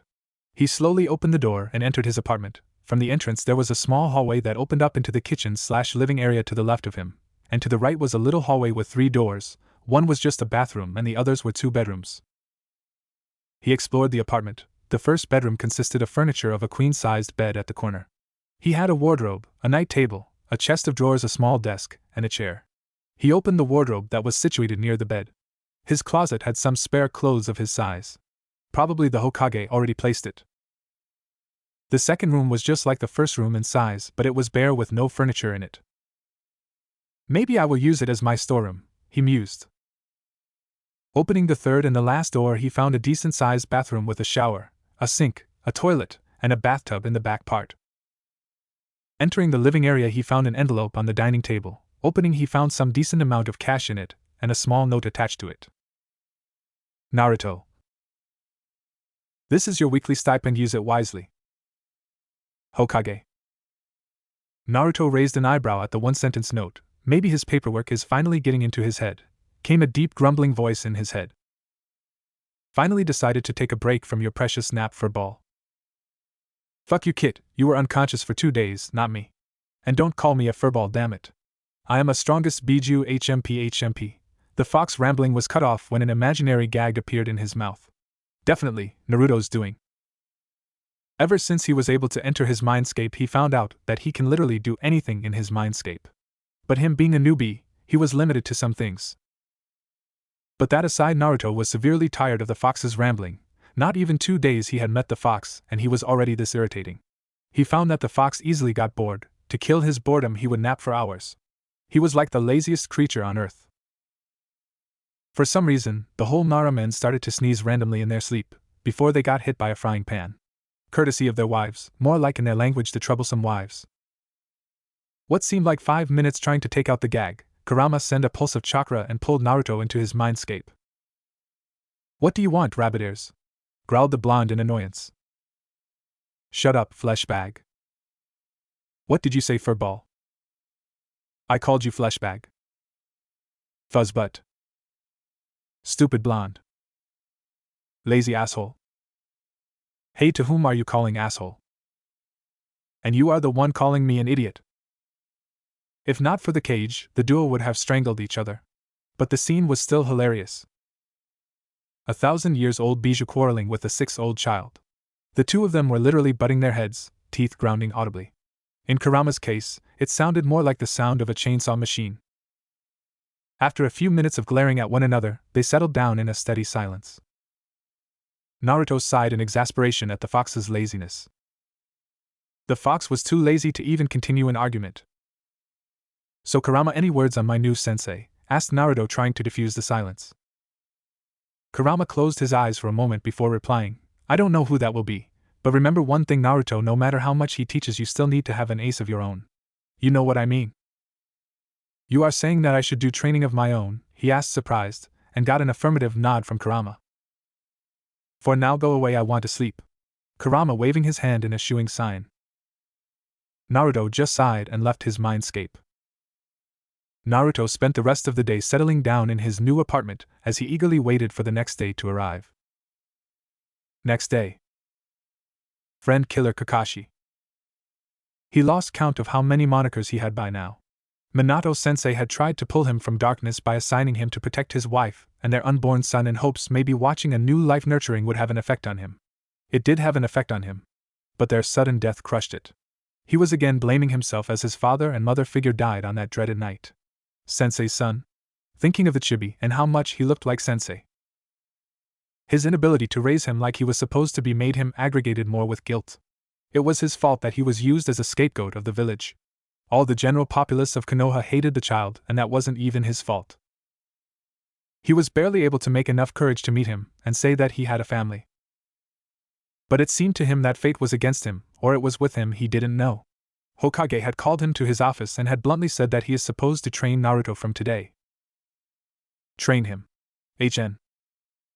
He didn't have enough courage to look at the chibi version of his sensei. He tried to reason that he was incapable to train a student. But Hokage didn't even budge at his outburst. Something felt different from the Hokage. It felt like Hokage changed in a sense. He looked more powerful than before. Something must have really happened to change the Hokage this much. For that, he asked the reason. Explanation of a certain incident shocked the 21-years-old Umbu. Naruto killed 3 chunins swiftly in 5 seconds to save a girl from molestation. He was shocked at the further details. The kid didn't even know what actually happened. It sounded like he relied solely on his instinct. And did he hear that Naruto lost his whiskers marks?